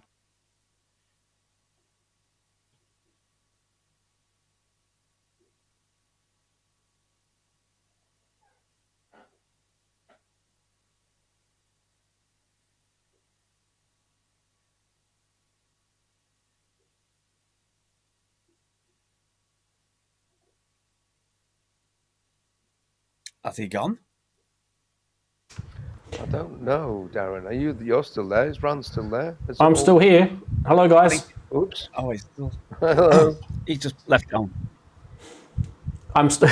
What? I thought that was a long. So I it thought was. that was a long.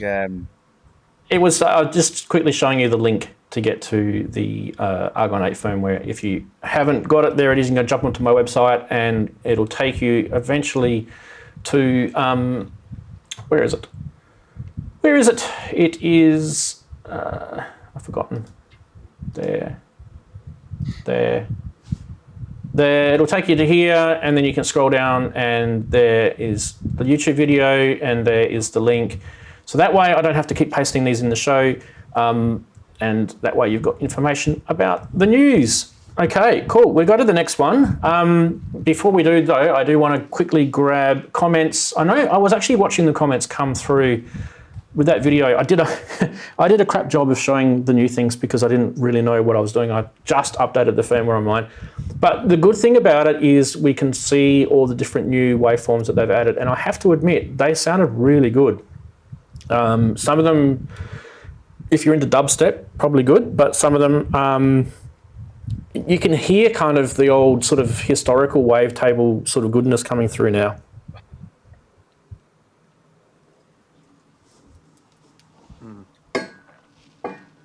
So I was taking a sip of the water. Okay. Anyone want to make a quick comment about Argon 8? It's a gift that keeps on giving, that synth, isn't it? It sounds great. It sounds really good. There was a question about Argon 8 versus Hydrasynth. Well, I suppose the Hydrasynth's that bit more, was until the Explorer, wasn't it? But was that bit more expensive. Well, I think they just sound great. I mean, the Argon 8 really does have a really interesting, slightly, well, actually very aggressive sound. I think if you're really into sort of industrial aggressive stuff, then it's probably right up your street. But I dare say the Hydrasynth could do that sort of thing too. But you pay your money, takes your choice. I also think you could probably get away with those sort of sounds in any wavetable synth. The Korg one could probably do it as well. I think some of the classics, the PPG Wave, could probably do it. I think even if you had a DW 8000, you could probably get away with some of those sounds too. But I guess the point here is that some of them excel better at certain things than others, and you could argue this. I'm a big fan of the Hydrasynth. I don't own one. I want to get one. But the Argon 8 price point is much, much lower to get yourself into a wavetable synth. So that would probably be the big argument of difference there. And you do get quite a lot of quite a lot of features for your money in a low price point, which is one good thing about it. Hydrasynth-wise, you're going to get just the top of the rung. It's absolute beautiful synthesizer, inside and out. It probably can do everything the Argon 8 can do, and a whole bunch more. One of the things that the Argon 8 doesn't have is it doesn't have analog filters like the Hydrasynth does. So that's going to be like killer for that. Like having those wavetable sounds going through a proper analog filter, for me, it really makes it sound warm. I find with the Argon 8, I do sometimes tend to put it through my Eurorack. I don't use the filter on the Argon 8 itself because I find it's still digital sounding. So I'll put it through like a System 500 filter or a Moog filter or something like that, and just to warm it up a bit. So with the Hydrasynth, you probably wouldn't have to do that. There's your points of difference anyway. Moving right along. Next thing up is this, the Tetragrid. I actually thought it's really, really interesting. So the Tetragrid is just kind of really weird. Really weird. And I don't know if there's a video or not. Let me just double check.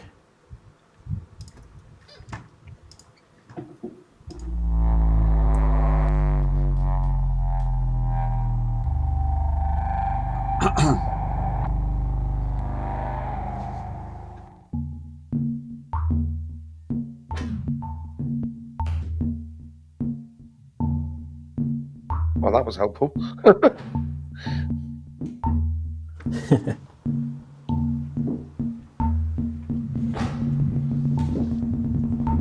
Wait till you see what he does with this thing.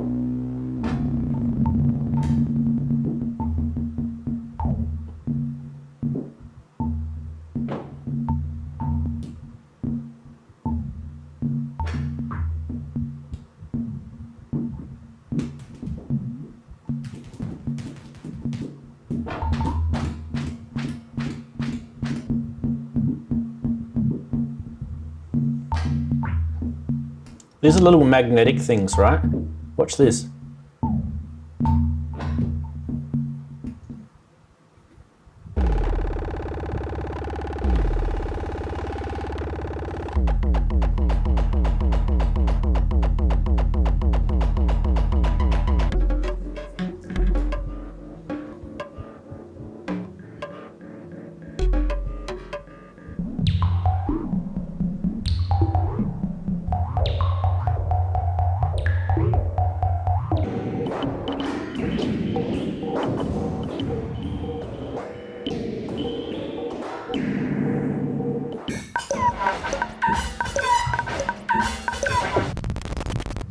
All right, I think you guys get the idea. I think you can tell from that video that this thing is kind of insane, and it's kind of just, yeah, like, what is it? Well, it is a, it's a, it's a Eurorack module.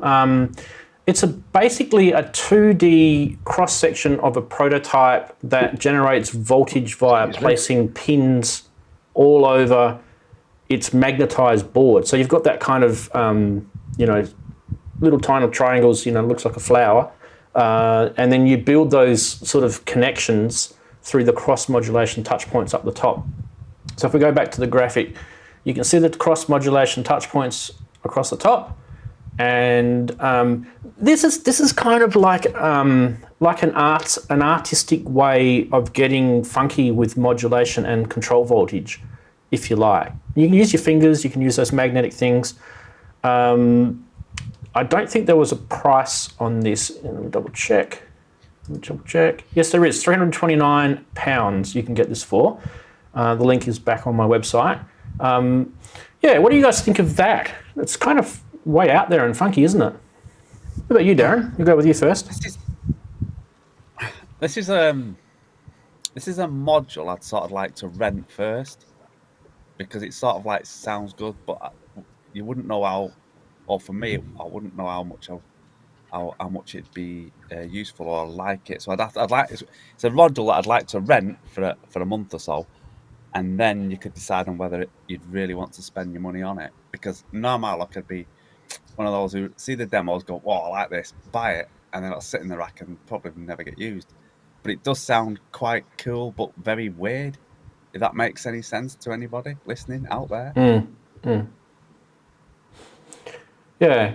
Brooksy, get a comment from you quickly. Then I'll jump over to the website and we'll have a quick look. I think there'll be people out there who will see that demonstration and go, yeah, that's just what I want. For me, I was watching it and going, no, not this one, not for me. I'd need to see an awful lot more and hear a lot more than just random blips and bloops, which of course is what Eurorack always gets accused of being. It's just for random blips.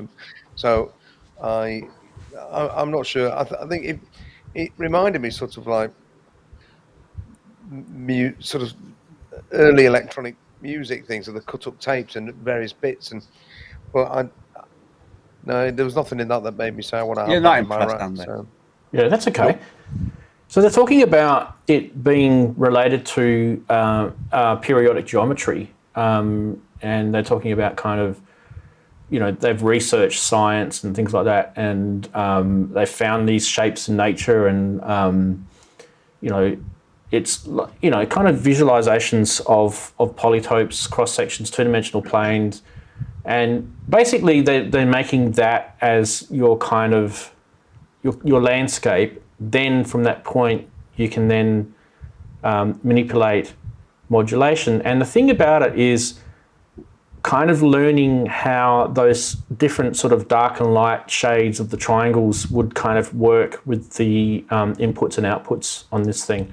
And because it's got 6 outputs and 4 of them are fixed rate rolls, and 2 of them, the outer ones, have tempo control through a potentiometer, which you can adjust. So yeah, this thing is really, I like this sort of stuff because people are trying to do things that has not been shown before. So it's just another way. Like, just because it's in Eurorack right now, it doesn't mean this can't be, a modulation plate on the side of your synthesizer in the future. We're so used to this sort of generic world of keyboards and mod wheels and, joysticks and things like that. I would like to see people start to do sort of weird and different things now with,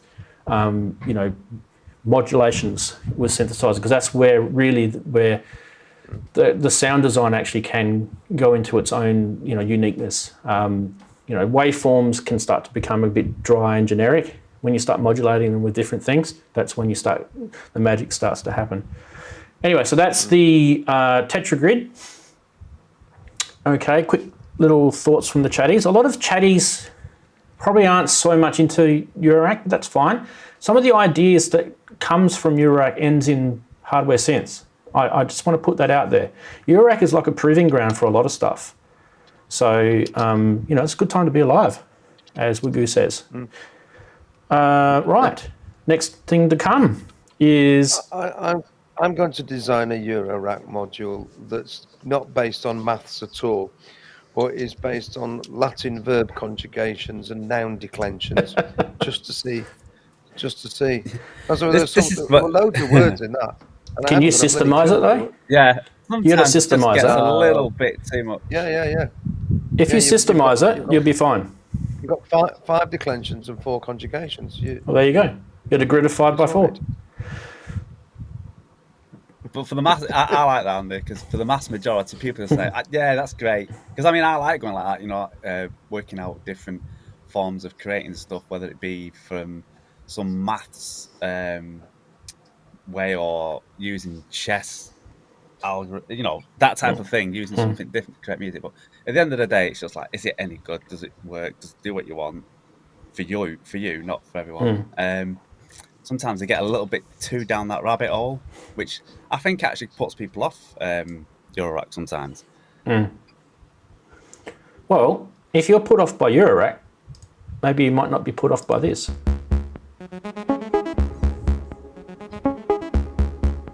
What the hell's this? How big is it? There's some knobs that I can do with. Well, it's between 25 and 35 centimetres, so I'd say it's 10 centimetres on a diagonal. Pythagoras. Can't do maths. Anyway, that's about as much you're going to get out of that video. I came across this. This is kind of interesting. So I found this on Matrix Synth's website. This guy just posted it on there himself. TIWA, it's an analog synth, and there's a little bit of information that he does put on the YouTube channel. By the way, links are on my website to get to this. What is it? It's a prototype, as you can tell. It's definitely not production yet. A couple of circuit board, breadboards glued and drilled into a piece of wood. Anyway, what we can tell you, it's got a VCO, VCA, low pass filter, and a pitch, gate, velocity CV inputs on it. So I would say, you know, watch this space with this guy. His name is Rasool, R-A-S-O-O-L, and the link to his YouTube channel is on here. But that's not all. He's not just done this. He's also done this.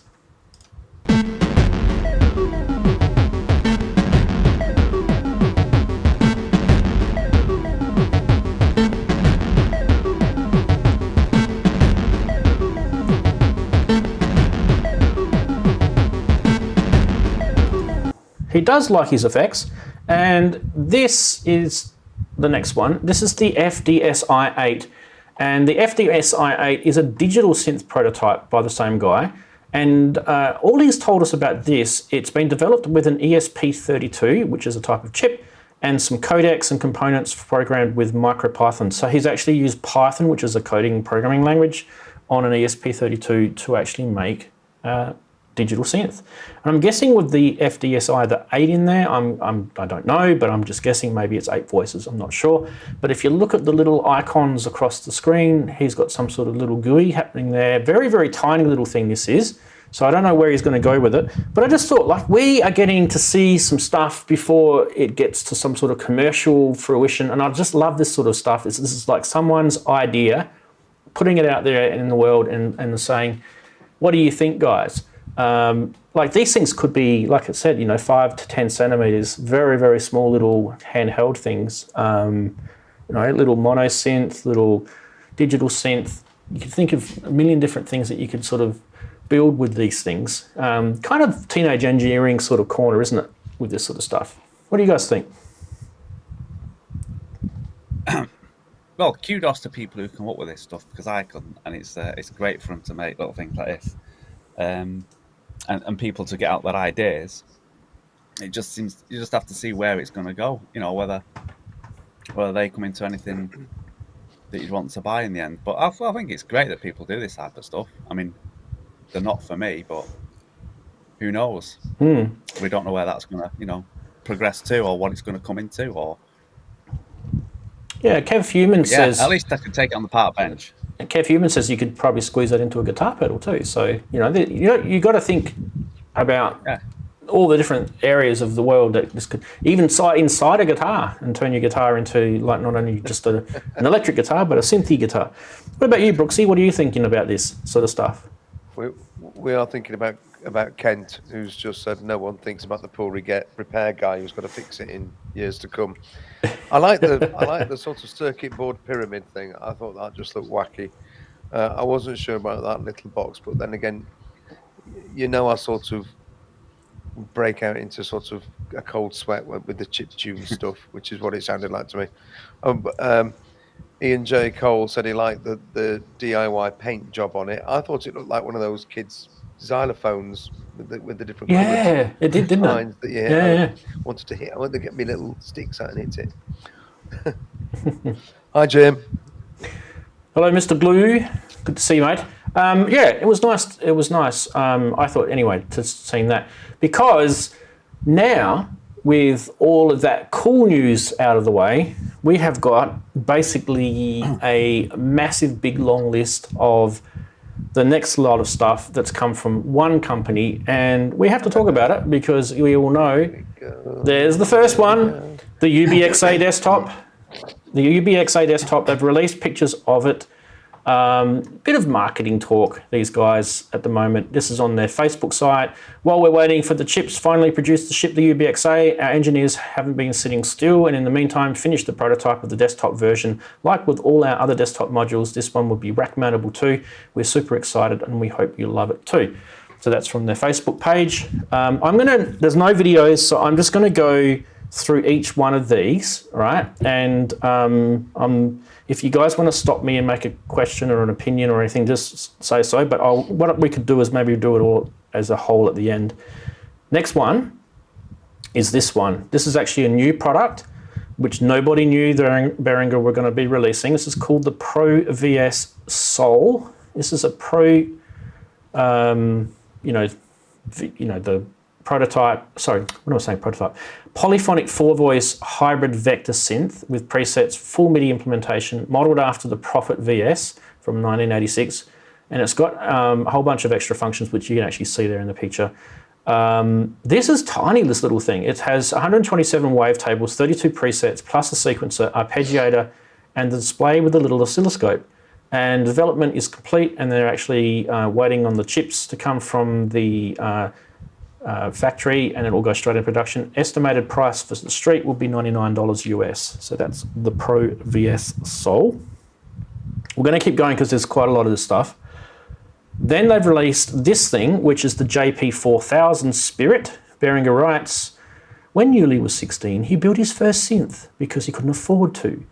And then the experience defined his later career to build musical equipment and make it affordable for everyone. It was his dream to one day deliver a synthesizer. I mean, we've heard all this before when they released the DeepMind 12. Anyway, what is this? Today we're launching the JP4000, an extremely powerful and portable 4-voice hybrid paraphonic synthesizer with 2 analog modeling oscillators.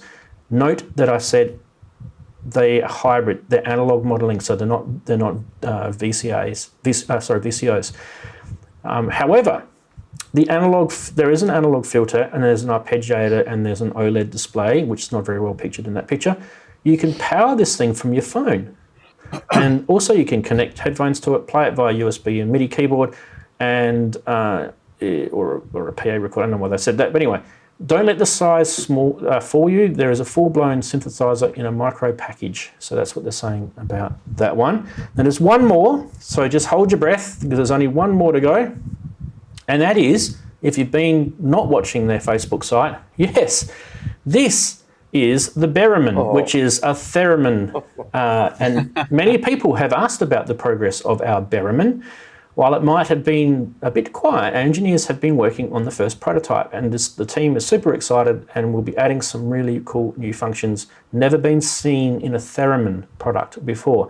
They're targeting this to be $99 US as well, and we hope that you're equally excited about this musical instrument as they are. So there we go, guys. That's the, what is there? 1, 2, 3, 4 products. 3 new ones, I guess. I did know about the theremin idea. I did know about obviously the Oberheim, but those other 2 we didn't know about, right? Would you kind of agree? Maybe you didn't know about the theremin, I'm not sure. So choose anyone or a couple of them. Pick one. Daren, you go first. Comments about the Behringer announcements. I just had someone sticking his head in, and I've just told him no, they're not Volkers, they're Behringers. But I think that's where they're going for, the Volker sort of thing. They look quite interesting actually, and the way that prices could end up going up over the next couple of years, if they're going to be that cheap, people might be going towards Behringer stuff. Yeah, I don't know. I'm not sure what to make of them actually. I know the drum machine. Blimey, I forgot it. The first one. RD9. RD8, RD9. RD8. RD8, RD9. I don't know what to say about these small ones. They're sort of like, I like them, but do I like them? I don't know. It's a bit of a hard one. I don't know. I'm quite. Yeah. I mean, the price is going to be good at 99, if that's what it will come out at $99 or pounds. So that's going to be quite interesting. And I've got a feeling they may end up doing a bit like the Volkers, a collection of them on the small ones. And as for the theremin type thing, I've never really been into a theremin, so yeah, people like that who want to spend a lot of money. I don't know. It's interesting. What do you think, Andy? You can see how big these things are with the. Let me just go backwards. So if I go backwards, why is it not showing the picture? Why are you not showing the picture, you stupid mongrel? Right, that one. They are about Volker size, aren't they? If you look at the size of the MIDI port on that. I'll go to you in a second, Andy. Size of them, you can actually see how big this thing is if you just imagine grabbing that MIDI and then just copying it and pasting it underneath itself. You can see that it would probably only fit. Out of them all, I quite like that one. Maybe 3 at the most. It's pretty small, this thing. Yeah, it really is. I mean, it's about the same size as a Volca, as you've said. Yep. I thought the UBXa desktop looked beautiful. It really did. And it's quite clearly Oberheim inspired, isn't it? I think the idea of the theremin is fab. I really like the idea. It looks good. I don't know if that's just is that also a little diddy thing, little tiny diddy thing, the theremin? Because if it's sort of like that size of a sort of keyboard, that would be better. It's only really small. I'm not sure that. I think that's well, I'd get on with that. That's computer generated, that picture. It's just a mock-up, isn't it? Yeah. In the post, they showed pictures of circuit boards and the computer generated thing. Yeah. So yeah. I mean, there's loads of these little synths out there. I mean, the Craft synth or the Sculpt, those things from Modal. Obviously the Volcas from Korg. They're small. You know, you're getting a little small diddy synth. It will all just hinge on how they sound. I thought the JP 4000 looked horrible. I really thought that. I mean, if they'd gone out of the way to design an ugly synthesizer, then they managed. I didn't think the Prophet VS, the VS thing, that's just horrible. No. Do you think it's the keyboard bit that makes it worse? If it was just like the little box without the keyboard, it's the color scheme, isn't it? No, it's that angled keyboard section, because that's obviously you can't remove that. Yeah, it's fixed. Yeah, if they had the keyboard the same height as the top panel, it would be a lawsuit from Korg. That would be my point there.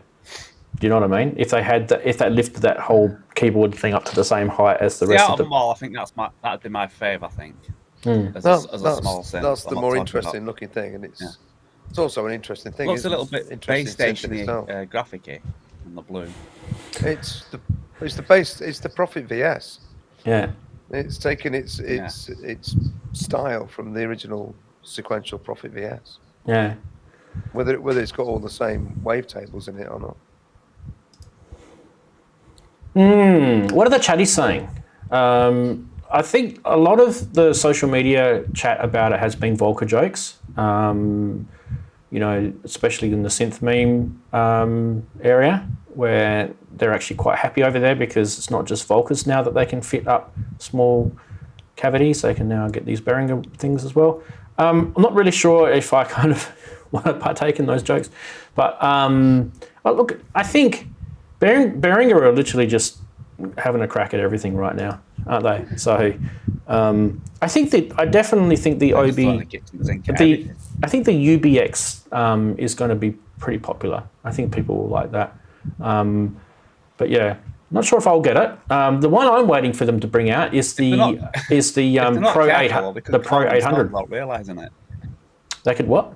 Sorry, I didn't catch it. They could clone one of their devices without realizing it at some point, because they're just going so many items out there. They'll go, wow, oh wait a minute, that's what if you've just cloned our own flipping synth. But you have to admit, if you look at the stuff that they've announced that they haven't actually released yet, push that aside. Let's just look at the stuff that they've actually physically released.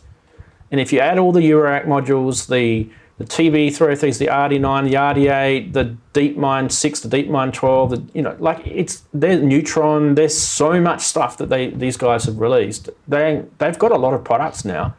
And then you add all this stuff when they haven't quite released yet, and they've got CS80s on the boil, they've got Pro 800, which I just talked about a second ago. All these things are going to come. They've got a Jupiter 8 they're building.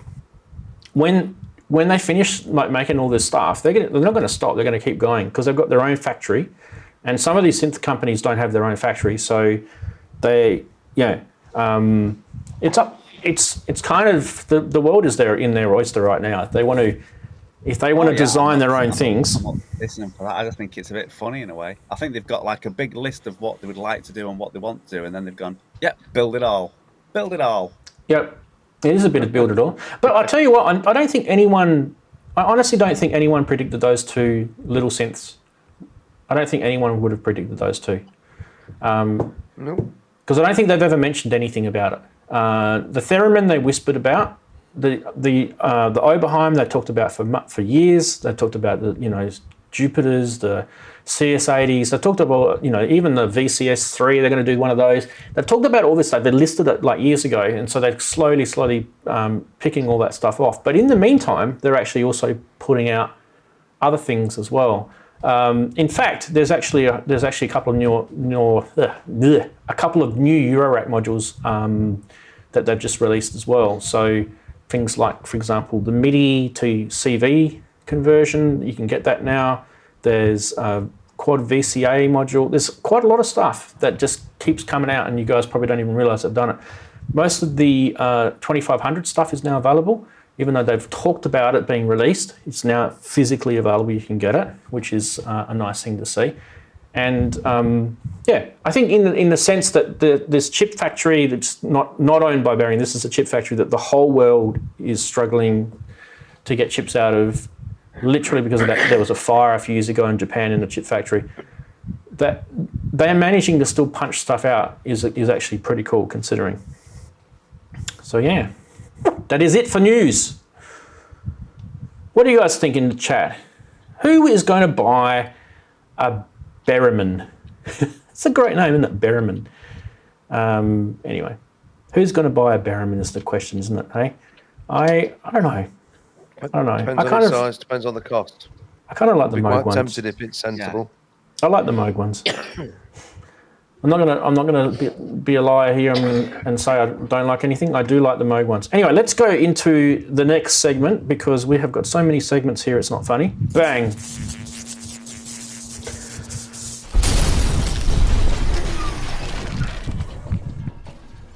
Price watch time. Do. Boom, and it pops up beautifully straight away. I like that. So the scripts are working, gentlemen and ladies. Ooh. First one off the ranks is the Oberheim OBMX 6-voice designed by Don Buchler. Forgotten about that.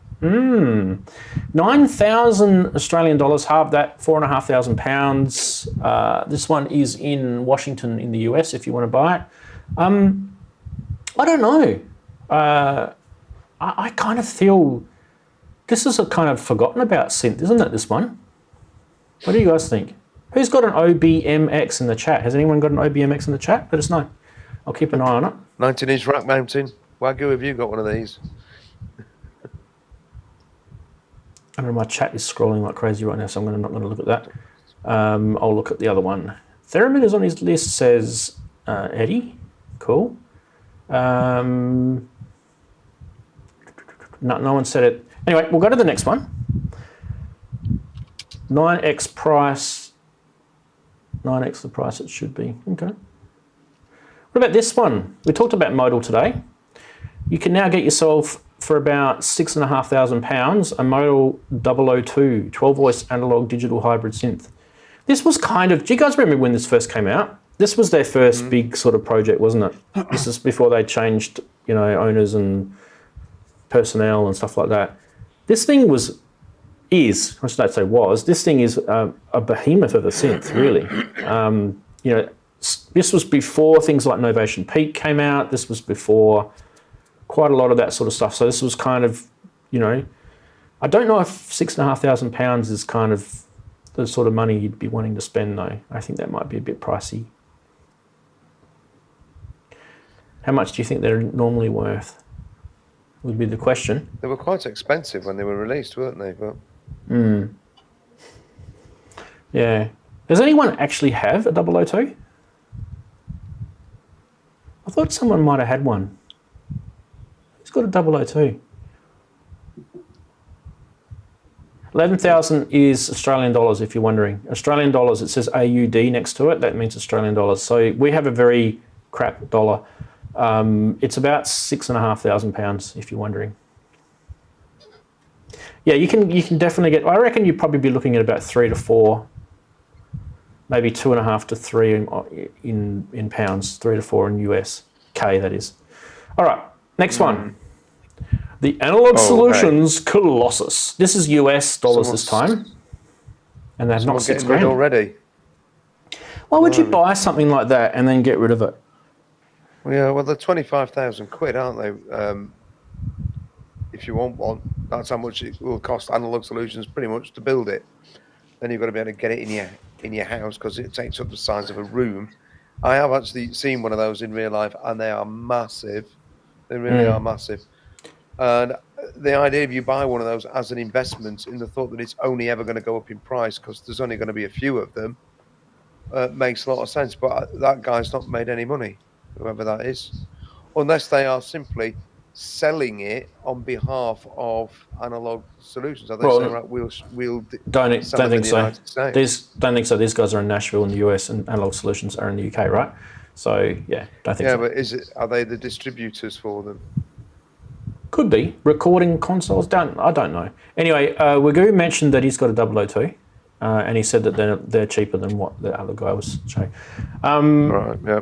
I'd actually love to know who's actually got a Colossus, because there is one thing about these that I think anyone who's into modular synthesis would probably salivate over, and that is that this has a really very close heritage to the EMS gear. So this has got like, Oh yeah. If you're really into like VCS3s and synthes and all the EMS stuff from the the 70s and this, to me, this is kind of, they talk about with analog synths, they talk about the West Coast synthesis, with Buchla, and they talk about East Coast synthesis with the Moogs. But what a lot of people don't talk about, which kind of really pisses me off actually, is EMS synthesis, which is the VCS3 and those things were like fundamental in music in the late 60s, early 70s. I was brought up with the sound of VCS3, for example, through all my childhood. I was born in the early 70s, and I heard these things on records, like if you listen to things like Pink Floyd and Jean-Michel Jarre and stuff like that, you would have heard these things. And the fact that Analog Solutions have made this Colossus, I know it's expensive, but really when you think about it, it's really quite a nice piece of gear. And if you did buy, like I said before, if you did buy one of these, you probably wouldn't be selling it. So you're probably on the money there, Andy. I reckon maybe they're reselling it. They're probably reselling it. Yeah. What else we got? Last one. The Polyevolver. Oh, hey, This thing is so cool. This is US dollars. Don't know about the postage on that. Wow, it's a bit nasty. Well, you can get the Colossus shipped cheaper than that. Well, not quite, but it's only 500. Well, maybe that. Yeah. It's shipped from Melbourne. It's in Australia, so it won't cost you so much. Yeah, true. But this is US dollars, by the way, because this came from Synthetic. This one from Andy. But yeah, you're looking at $3,000 US for a Polyevolver. Well, it does cost him so much then. A lot of people say to me, and I don't know where they get this idea from, but a lot of people say to me, this is one of Dave Smith's best synthesizers. Yeah, a lot of people really like it. What is it that, if you're one of those people in the chat, if you are one of those people in the chat that you say that the Polyevolver is one of the best synthesizers he ever made, tell me why. Tell me why, because it's got some things that make it a little bit difficult, like the voices and the paraphonicness and the digital, and it just makes that thing a little bit difficult. It's not like unlimited sort of machine. Tim Shoebridge did a video on it. He did, which was very good. He always does good videos. Tim does. It was warts and all. That it wasn't just this is amazing. It was a very good video. So if you're interested in the Polyevolver, Tim Shoebridge, always a good bloke to go to. Like his videos. Wasn't the first hybrid though, was it? When we're talking about hybrids, we can go all the way back to Ensoniq ESQ1. When we're talking about hybrids, even before that, yeah, exactly. The PPG was a hybrid, and even like the original emulator samplers. They were digital samplers with analog filters and VCAs. So, hybrid. Yeah, hybrids. So yeah, I question the Polyevolver love affair. But then again, there's people that love the Andromeda. There's people that hate the Andromeda. You know, there's people that love the Korg Radius. People that hate. You know what I mean? Like there's all these kind of. It's weird how you get people sort of jumping on bandwagons. I don't know. I've never really seen personally the love of the Polyevolver. I've played one in real life. I've listened to it. It's got the Curtis filters on it, hasn't it? It's just, standard sort of Dave Smith type filters on it. So it does sound nice. Yeah. CH007 said something that I also believe may not been the Polyevolver. I don't know, maybe it was true. I know that on his Prophet 8 that he brought out, which was I think the next synth after the Polyevolver, that the pots had to be replaced on those. So there was the encoders on them they had to replace. But maybe the Polyevolver had the same thing. That could be something there. Yeah. Why do you not Andy Brooks but Andy Synthetic? Why do you say ESQ1 is not a true hybrid? Because it only has analog filters. Why does it make that not a true hybrid? That's an interesting comment. Wouldn't that make it a hybrid, the fact that it's got analog filters? Or are we pulling, short straws and long straws here? We can split hairs about all sorts of things, can't we? Oh, sorry. I do think the Korg DW8000 was a really, really good hybrid synth. I was very close to buying one. I've told you guys this story before. Actually was going to get a DW6000 because I couldn't afford to get the DW8000. This is going back a long time. And I actually really, really love the sound of that. So when Korg re-released was it the Mod Wave? I think it's the Mod Wave. Is that the one that's the nod towards, yeah. So it's got DW in the middle, you see, Mod Wave DW. Right, yeah. So what disappointed me about that is they didn't put analog filters in it. That would have been the killer thing to make that thing fly off the shelves. And I don't think it would have been too hard for them to do either. I mean, I know it's what is it, a Raspberry Pi in there or something, right? All they had to do would have just been, there's plenty of room in that case, just shift that stuff to the side and put a series of, I don't know how many voices it's got, but yeah. If it's got 6 voices, a series of 6 analog filters in it, couldn't have been that hard, surely. Anyway, that is it for Price Watch. What was your favourite this week? We had the Analog Solution Colossus. We had the DSI Polyevolver. We had that weird Oberheim made by Don Buchler. And what was the other one? I forgot what the other one was now. The other one was a Modal 002. Yeah. And the Colossus gets it because it's just Colossus, isn't it? Innit? Yeah. Just mate. amazing. Yeah. What are the chatties saying? What's their one, the pick for the price?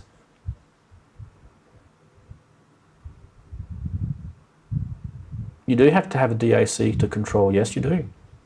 It's good fun to think about challenges, but luckily for me, I'm not an electronic audio engineer, and I don't have to worry about that sort of stuff. Either you can. All we have to do is just play it. All we have to do is just play it. You know what? Speaking of analog filters, you know what? A lot of people don't realise the Isla Instruments S2400, the sampling machine, that is the remake of the SP1200. That thing has got some beautiful filters in it, analog filters. And you can do a whole bunch of cool stuff to your samples based on analog filters and resample with analog filters. Like that sort of stuff is cool. And I was just watching a live stream by Isla a couple of days ago. So if you missed that, go check it out. Haven't got time on the show to be going through all that sort of stuff. We do need to do a show on the 2400 because I've got one sitting over there. We do need to get onto that. Right, what do we need to do now is we need to key up something here because you guys are going to be really happy about this segment. Well, I know Mr. Brooks will be. Right. We've got that ready to go. And I don't know if I've got to keep my gob shut. You do. I don't know if I've got this button set right, but let's try it.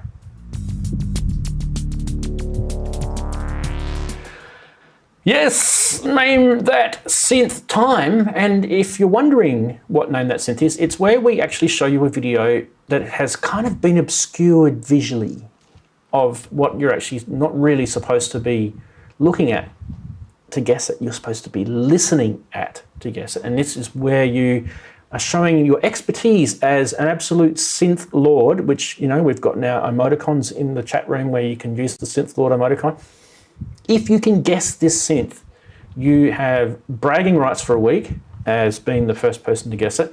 And this week, we actually have a new contributor, and that is the contribution by Grace, who I don't know if she's still in the chat room, but she certainly was earlier. I think she had to. Yeah, she had to noof off. She's got a gig tonight. There we go. Grace is a good friend of Mr. Brooks. We've got to zip it. We've got to be quiet about what this one is. But I definitely think you guys should check it out. I'm going to mute myself and.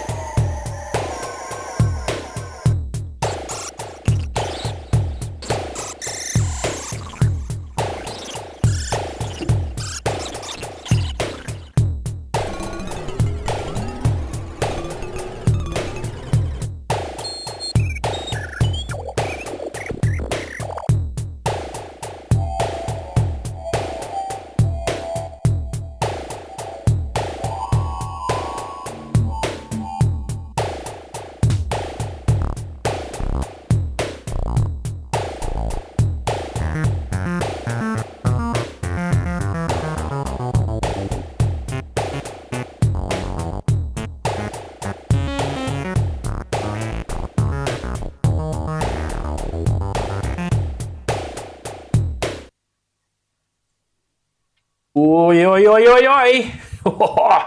Got to be a bit quick on the trigger, don't we, boys and girls? Right, we've had a lot of people try and guess what it is.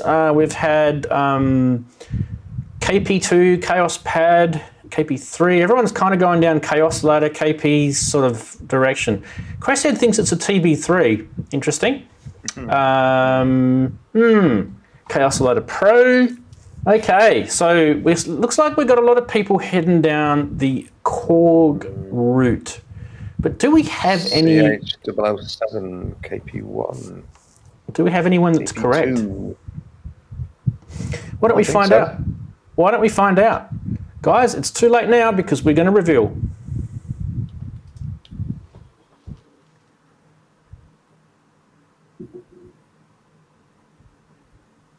Korg Chaos Pad 2. There you go. Who got Korg Chaos Pad 2? I think... Quite a few people said KP2, I think. Ken did. I think Azio Head was the first, wasn't he? Bert was the first. I like Jim Glue's one, though. Azio Head. I think Azio Head was the first. Dance floor. Yeah. It's an 80s dance floor. Yeah. Azio Head was the first. I think Wagoo got... No, he didn't get it right because he said KP3.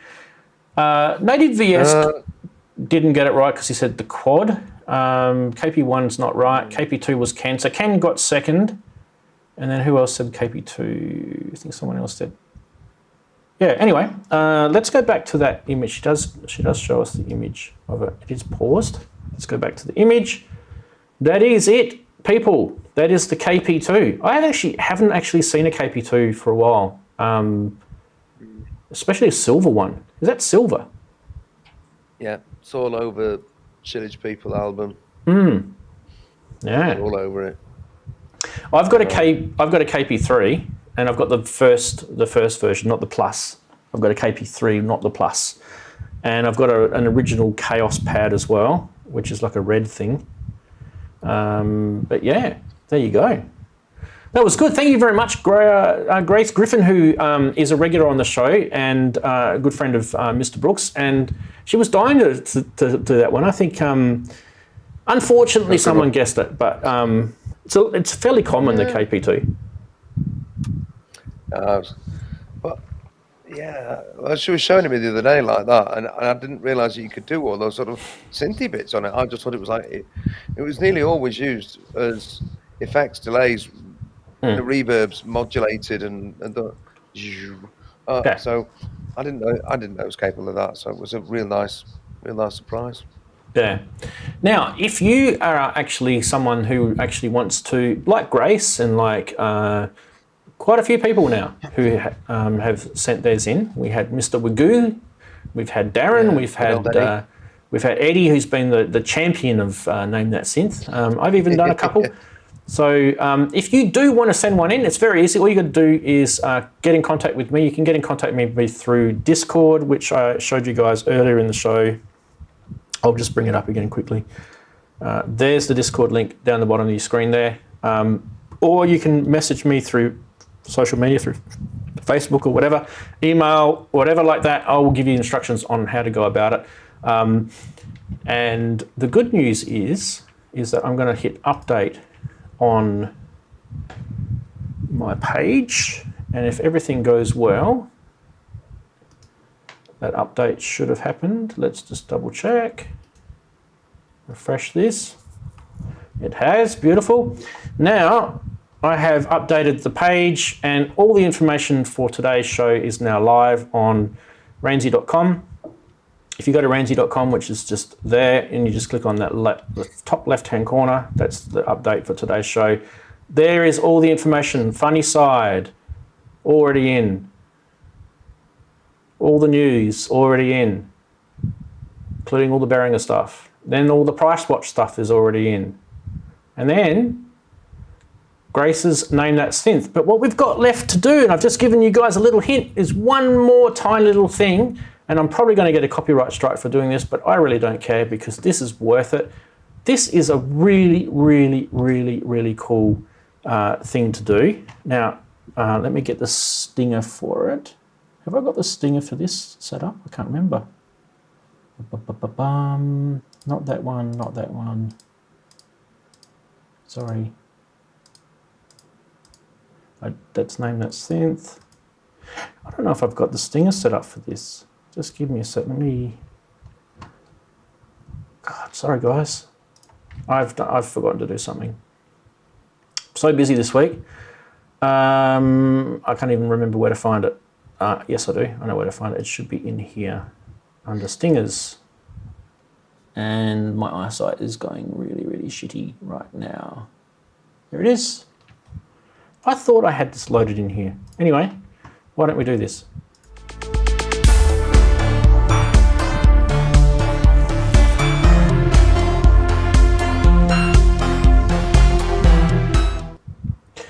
Here we go.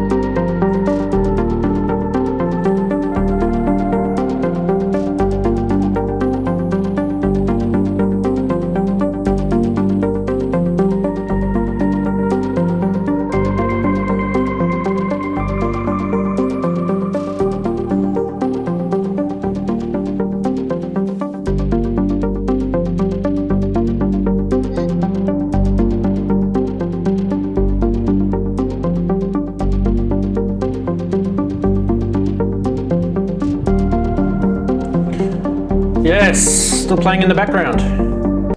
That was, it goes on for another couple of minutes. That was really, really cool. What I liked about that is it's done by a guy called Jameson Nathan Jones, and he has recreated a really, really, really favourite tune of mine, which is through the game called Mass Effect. I don't know if you guys picked it or not. If you're into, you know, Windows games from sort of the late 2000s to 2010, somewhere around there, it's kind of when that game came out. Really, really cool game, by the way, if you ever got into gaming. But the music probably made the game, actually, the gameplay and the music kind of made that game what it was. And I think the music had a lot to do with it. So what I also liked about it is, I don't know if you guys noticed, but he was using an Electron Octatrack, and he was using that to sequence. He was using the MIDI side of it, because I don't know if you guys realised, but the Octatrack actually has an 8-track MIDI sequencer in it, as well as the 8-track sampler as well. And you've also got that crossfader where you can go between different kind of you know, parameter settings on it. So it's he's done a really, really good job showing how to use an Octatrack. I like the little camera angles on it as well. So yeah, really, really cool jam of the week. Thanks to Jameson for that. Beautiful. Good job. He doesn't even know that I've done this. I've messaged him though. But yeah, picked up the video through one of my socials that I get during the week. What did you guys think? I thought it was lovely. Beautiful. Really lovely sound. I didn't know the music. I don't do computer games. I've got enough things to distract me from the proper things in life as it is. So I never do that. But I thought that was beautifully done. It sounded gorgeous. That I want a Prophet 6 now. I don't want an Octatrack, but I'll have the Prophet 6, thanks. Yeah, it's nice, isn't it? Sorry, my voice is going really croaky. My voice is going really croaky. Darren, what about you? Are you into Mass Effect 2? Mass Effect? Are you into those? I remember Mass Effect, yeah. Yeah. So it's going back a bit. So the tune did ring a bell. But yeah, it's very, very lush and very beautiful. Yeah, that kind of had a Tangerine Dream feel to it, didn't it? Yeah, yeah, it did. And like Ken said, the only thing is, I don't know. Well, one, I don't jam, but two, I don't know that I could go through all those video edits to get it all nicely done. that's yeah, Ken said that. Work. Yeah, well, he might have had an ATEM. Yeah. He might have had an ATEM. One of the things with the ATEMs is that the new ATEMs can record multiple camera angles without you actually even having to. As long as your cameras are connected to it, you can just hit record and it will record all the different camera angles. And then after you finish doing all your recording, you then just stitch it together in some sort of editing software like DaVinci Resolve or Adobe Premiere or whatever. Anyway, so yes. So for me, it was a couple of things. Maybe I should get out my Electron Octatrack Mark II because the last time I got out my Octatrack Mark II, I actually made a track that ended up being on my latest album. And one of the things, it's got a beautiful sound that comes out the back of that thing. You know how like we buy synths and we buy gear and I don't know, some things just have an ambience about their sound that they produce. Do you know what I mean? If it's done well. And one of the things that I like about the most of the Electron gear is they actually sound really, really nice in the mix.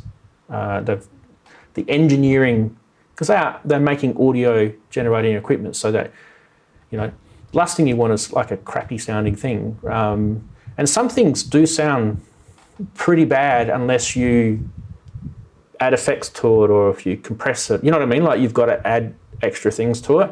Whereas I find that the Octatrack has just a really nice sound coming out the back of it. The effects that built into it are really, really cool. So you would have heard some of that in that track.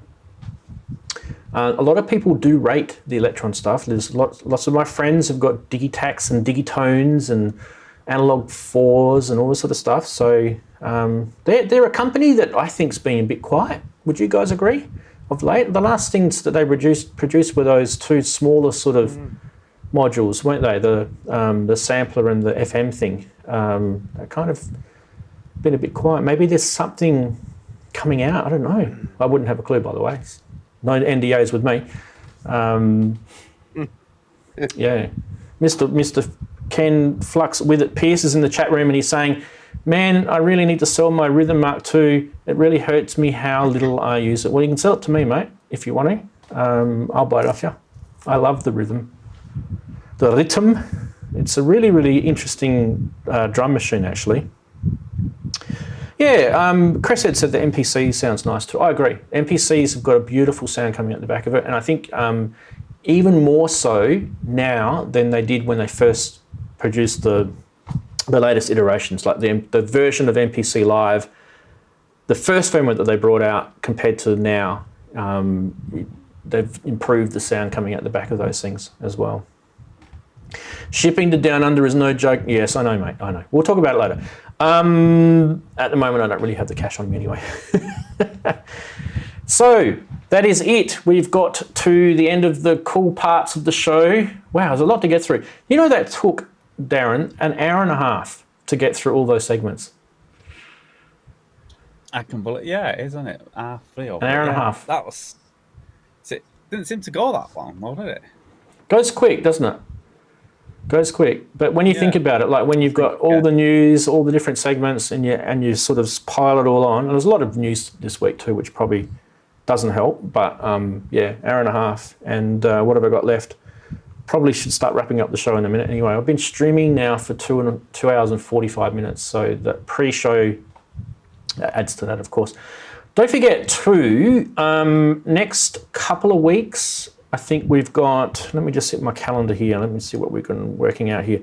So next Saturday is still a show, Saturday the 5th, but the Saturday the 12th of March is my daughter's birthday, so there won't be a show for that, but I'll let everyone know through socials that there won't be a show. So you guys can have a week off on Saturday the 12th, but next Saturday, which is Saturday the 5th, we have got a really, really cool show lined up for you guys, and it's kind of a special show. In fact, JX3D, who's Henrik, he's been paramount in actually getting this one together again. Like, I don't know if you guys remember, but he organised to do the mastering show with Ian Shepherd.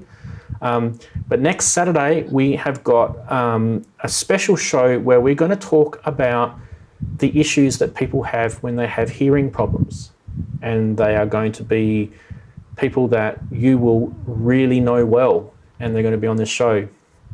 So, and you'll be surprised that you'll find out these people who are well known in the synth community have got hearing problems, and we're going to be talking about the ways that they manage that. And I think it's a really good topic, because one of the things that, I don't know about you guys, but I know about me, is that as I'm getting older, my hearing is degrading. I'm not talking about to the point where I have to wear hearing aids or anything like that, but I'm talking about from a general synthesis point of view, where I don't hear quite as high as I used to when I was younger. Like, you know, you definitely can't hear the top end of oscillators that the younger generation can hear. And so there's a whole bunch of stuff that we probably don't even realize is happening. And we're going to be sort of tackling some of these topics. And I think this will be a good show. That's going to be next week. So make sure you check that out, and you'll find out during the week who are the guests. I'm not going to tell you because I want it to be a surprise. So, but you know, Jake's 3D is going to be one of them because he's the guy that's organising it. So yeah, so next week the hearing show, the week after, week off because it's my daughter's birthday. It just happens to fall on the actual Saturday itself, so there's nothing I can do about that. And then we're back the following week, and we are sort of, getting sort of mid-March, and that'll be the 19th, back on the 19th. Now, that week is going to be interesting because I believe everyone would be in daylight savings then, right? Would that be correct? March the 19th? No, it's... is it? Or is it the week after that I'm thinking about? Trying to think now. Isn't it the... I couldn't tell it. So I know you guys are a week. Are you guys a week before the US, or is the US a week before you guys? I can't remember which way around it goes. I know it's one way for one way, and the other. And you're muted, by the way. Sorry, it's the last. It's usually the last Sunday of the month. Last. Yeah. Okay, it's 27th. 27th of March. Yeah, Sunday the 27th. Yeah. Got the calendar open. And I think the US is the week or 2 weeks before. No. Okay, so this is where I got it. This is where I got it wrong. Okay, so the US will be in daylight savings the weekend that I'm off, which is the weekend of the 12th. And then so the week that I come back, which is the Saturday the 19th, they'll be in daylight savings already, and then you guys go the following week after that. Yeah. So that means that means that everyone will go back an hour. So the show will be earlier for those in the US than it will be for the people in the UK. So that means getting up earlier in the morning for the US. But for me, I don't change anything. I just still stream as normal. And it just means that what happens for me is my early show gets cut off and I just start the normal show. I start 15 minutes early. I go back to my 15-minute early show, and then we get straight into it. So are we still on 1:45 sort of time? Yep. Greenwich Mean Time. We stay as we are, Andy. You stay as you are. Yeah. You don't change anything. Yeah. It just means that from my side, because otherwise I would have to adjust my hours here, and I don't. So from my side, I don't do the early show anymore. I just go, 1:45 is the early show for 15 minutes. Then we run into the main show, and then that's it. We finish like we're kind of finishing now. So yeah. So we during the winter months, you guys get the longer edition because we have daylight savings here. Well, I don't have it here, but we have summer here in Australia, so it becomes the opposite to you guys. It's all hard to get your head around, but 13th of March is the US, and 27th of March is the UK. 7th, yeah. So from the Saturday to the Sunday, does it happen at 2 a.m, something like that? Yeah. So it won't be midnight, doesn't it? Yeah. So for you, it won't affect you until the 2nd of April. And when's Easter? That must be getting close to then, surely. Pass. Oh, that's not until the mid-April. Okay, cool. Yeah, it's fairly late. Quite late this year. Yeah, because of the moon. Yep. That bloody moon. That moon, what's it doing? Yeah. Okay. All right. Well, hang on. We've got a couple of minutes. Why don't we muck around while we've got a couple of minutes with this. I want to show you guys this friggin' cool bloody LFO because it is just so cool. Now, I don't know if I've got it set up. Do I have it set up? Just give me a sec. I've got to get things plumbed again. Got to go into Ableton and mute something.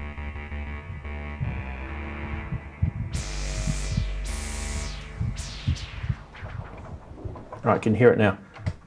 Right. What we're going to do is we are going to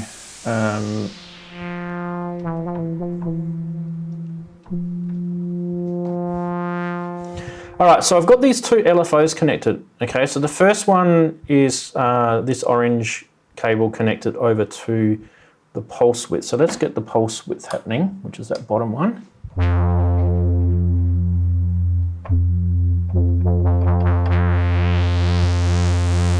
You can hear it. You can see the pulse of it there, right? And you can hear the pulse width pulsing to it to make it even more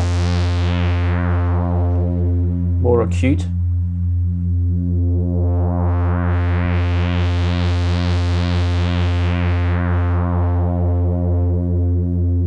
Right, now let's add this. This second LFO is the bottom one here. It kind of does some really cool stuff. So let's add it to the FM.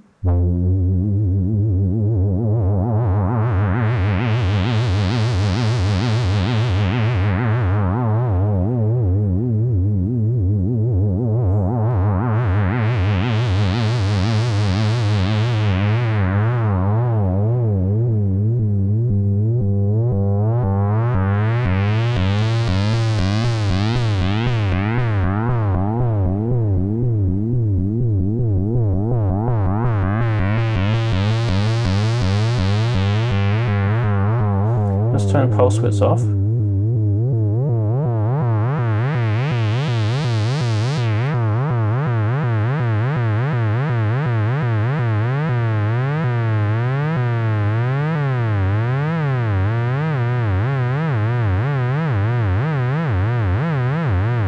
Hear that? How it's kind of got like second stages in the waveform.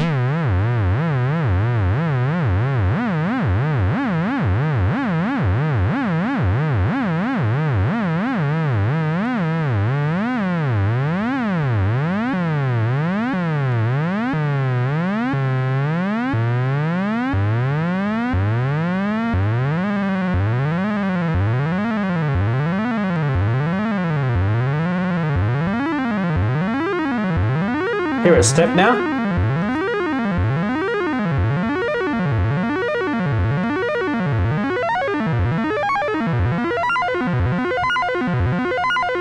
That is so cool for an LFO, don't you reckon? And we'll add a bit of pulse width to it.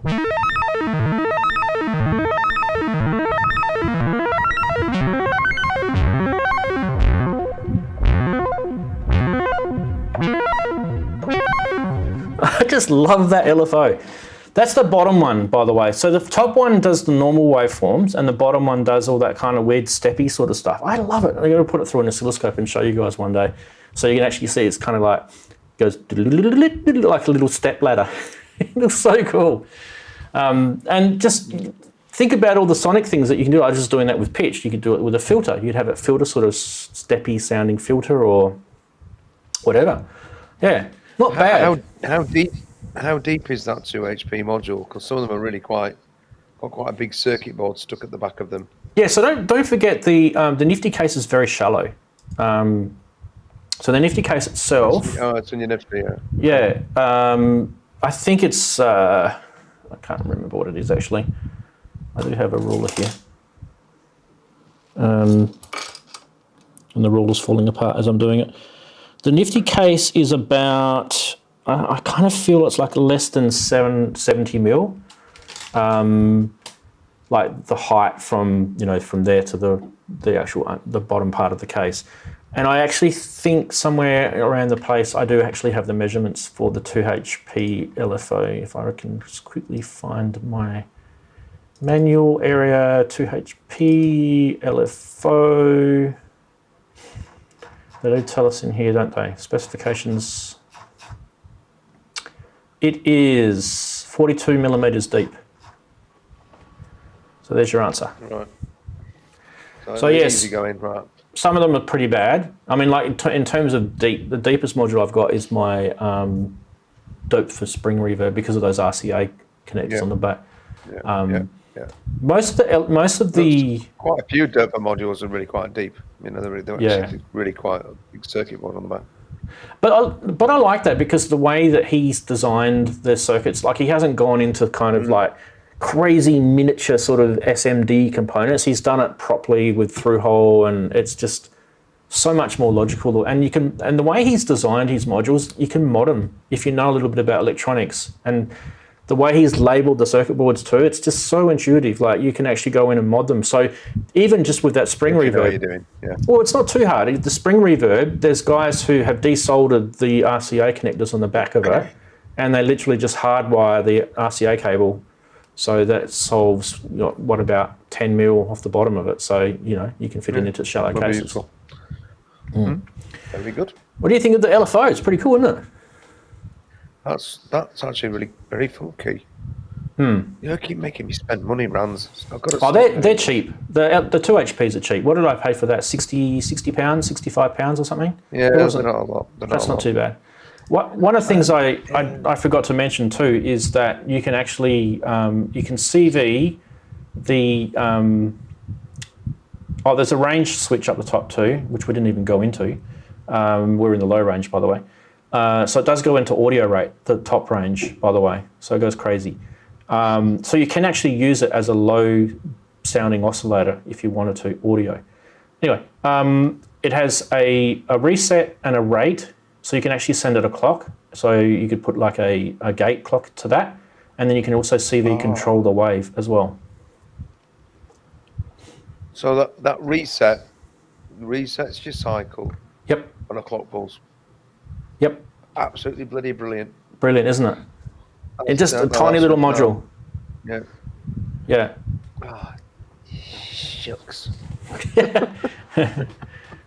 But I just I thought to myself, Behringer, when they made that when they made that oscillator, I mean, obviously they just made it after the 2500, but it just really needed an LFO because of all the cool features that oscillator's got. It's got 2 FM and it's got pulse width modulation. So you've literally got, other than your keyboard control, you've got, I mean, you could use that as another modulation source if you want to, but you've got 2 FMs and a pulse width mod as modulation sources. So you can go crazy just with that oscillator. So it literally, like that belongs next to it. Those 2 modules are going to stay next to each other, I think, for a while. I might actually maybe even get another one of those because they're so handy.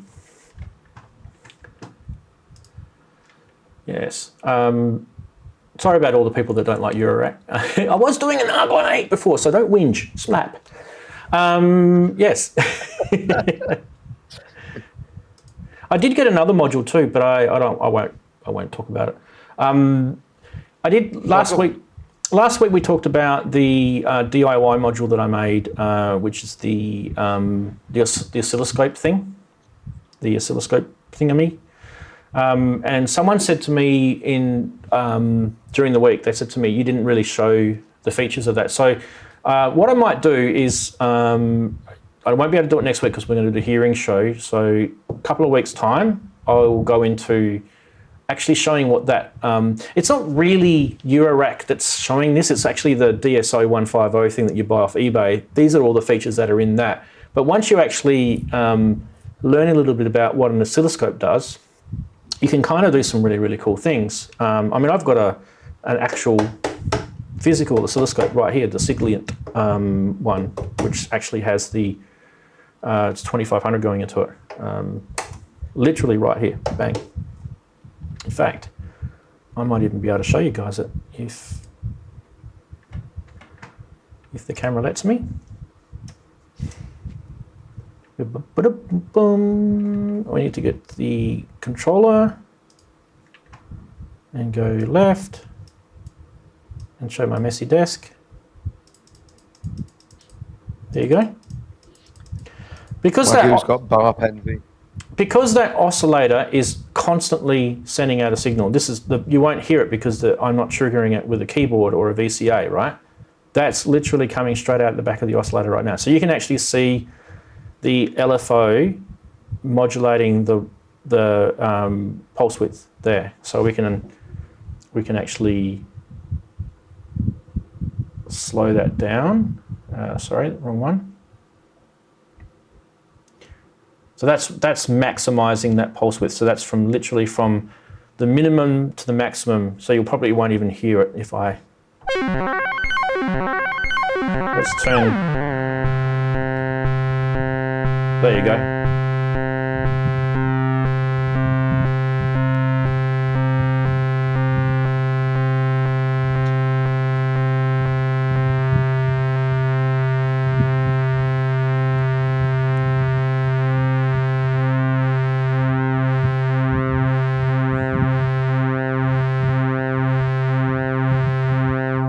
So yeah, there's that pulse width, and then we'll do that other LFO now.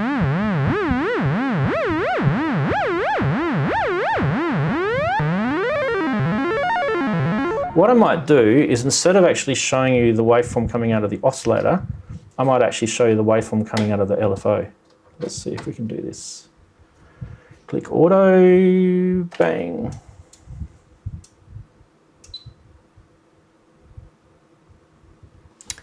And it's going to be a pain in the ass on me.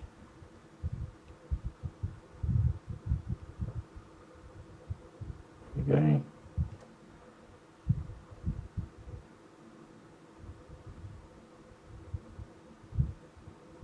So you can see, I'm going to make that a little bit bigger for you guys.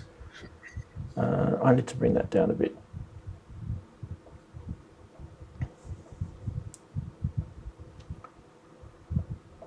What you're looking at here is the actual LFO. You can see how it steps. See the stepping on it?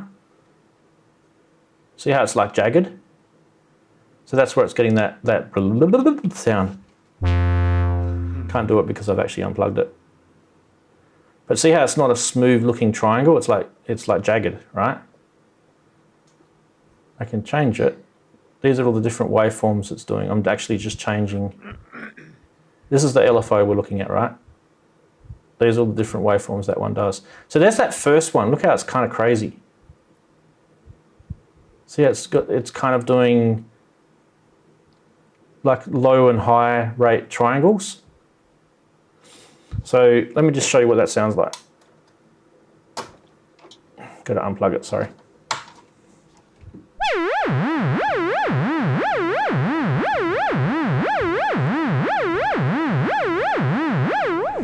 There you go. So there you go. That's what oscilloscopes do for you. They help you visualize what's going on with your waveforms, right? And I think if you don't, I mean, you don't have to go and buy yourself a Siglient one like this. They're not too bad. What are they? A couple of hundred bucks, whatever they are. Sorry, a couple of £100, I should say, not $100. They're not too expensive, but the thing is, like, that module that I've got that's over there is, you know, if you can get one of those built for less than 150 bucks, you're doing well. Mordax data, what are they worth, Andy? The Mordax datas in UK, they're about £300, £350. Oh, really? Is it 350? Yeah, I thought Wow. they were quite expensive. I remember having a look and thinking, oh no, that's a lot of money. I don't need one of those yet. I know they do more than just show you pretty waveforms, but Yeah. All right. there is one from VPME. They do one. It's got like a little plastic bit over the screen or something. It's quite an intriguing looking thing. There's the O'Toole. Oh, the Zero Scope, wasn't it? Jones. Is that what it's called? Yeah. Yeah, the Zero I Scope. thought, well, yeah. But do I desperately need one? Well, possibly it might be. It's not up there on the list yet. So It's a little small. There's a couple of others that are similar to the VPME one. How much are they? The VPMEs? I've forgotten. 120, I think. Yeah. See that one. The DSO is still cheaper. So if you want to get the DSO one made, it's Pusherman. Plum Audio does it, but Pusherman's the website. See if I can get it up for you. Pusherman. You can actually order it through him. Pusherman Productions, it might be called. Yeah, Adam's just said he's seen the data for around the £400 mark. Yeah. Okay. And he's got a plus. So maybe I did see one at 450. Yeah, thanks, Adam. You're probably right, actually. But yeah, this Pusherman site's actually pretty. Let me just grab this. We'll chuck it on the Mac. Oh, actually, no, I can't. I've got to do it this way, don't I? Let's do it this way. Pushermanproductions.com. Give this guy a plug because he does good stuff. There's a lot of DIY on this site. He's got like a big warning when you get into it, like for orders under £125, you'll be charged within the store. But I think that's for EU shipping, so don't worry about that. Anyway.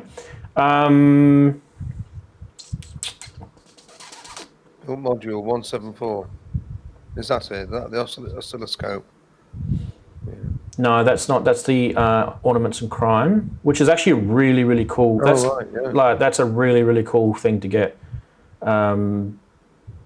I don't know if he's got it in here, has he? I keep seeing that cropping up in things, but I've no idea what it is. Oh, it's like it's a toolbox. A bigger version of the disc thing, one that'll it'll do whatever you want it to do. Yeah, it does some things that this thing does and does other. It's not on here. Let me see if it's in here.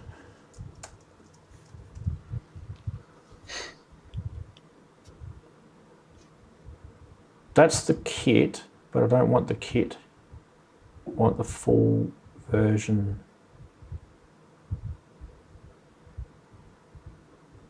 I don't know. I'll have to find it for you and give it to you a separate link. Yeah, but okay, so one thing I have found out since I talked about this last week is the expander, which I've got sitting right next to me here because I haven't even moved it since last week. Apparently it's buggy, which has kind of pissed me off a bit because I was hoping that was going to give me 4 inputs into this.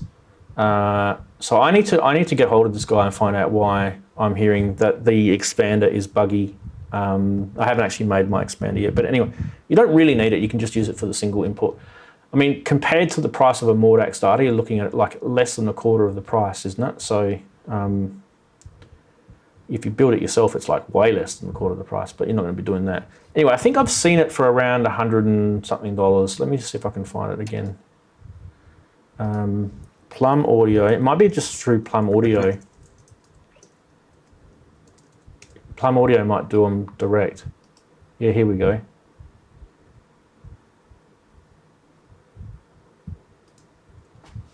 $149. You go. You can order it from this Plum Audio. $149. It doesn't have the extender on it because I believe it's buggy, but you can buy it.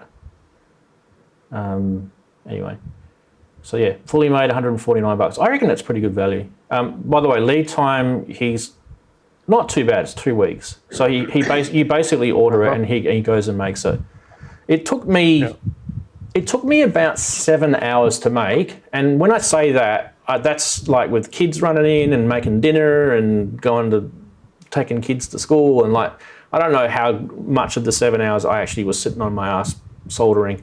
I probably would say half that, maybe 3.5 hours, and then half of that 3.5 hours I was fiddle farting around with SMD because I haven't done it for a while, and I'm like turning the camera on, and I reckon if I was kind of doing this a lot more often, I could probably make it in about 2 hours, I reckon.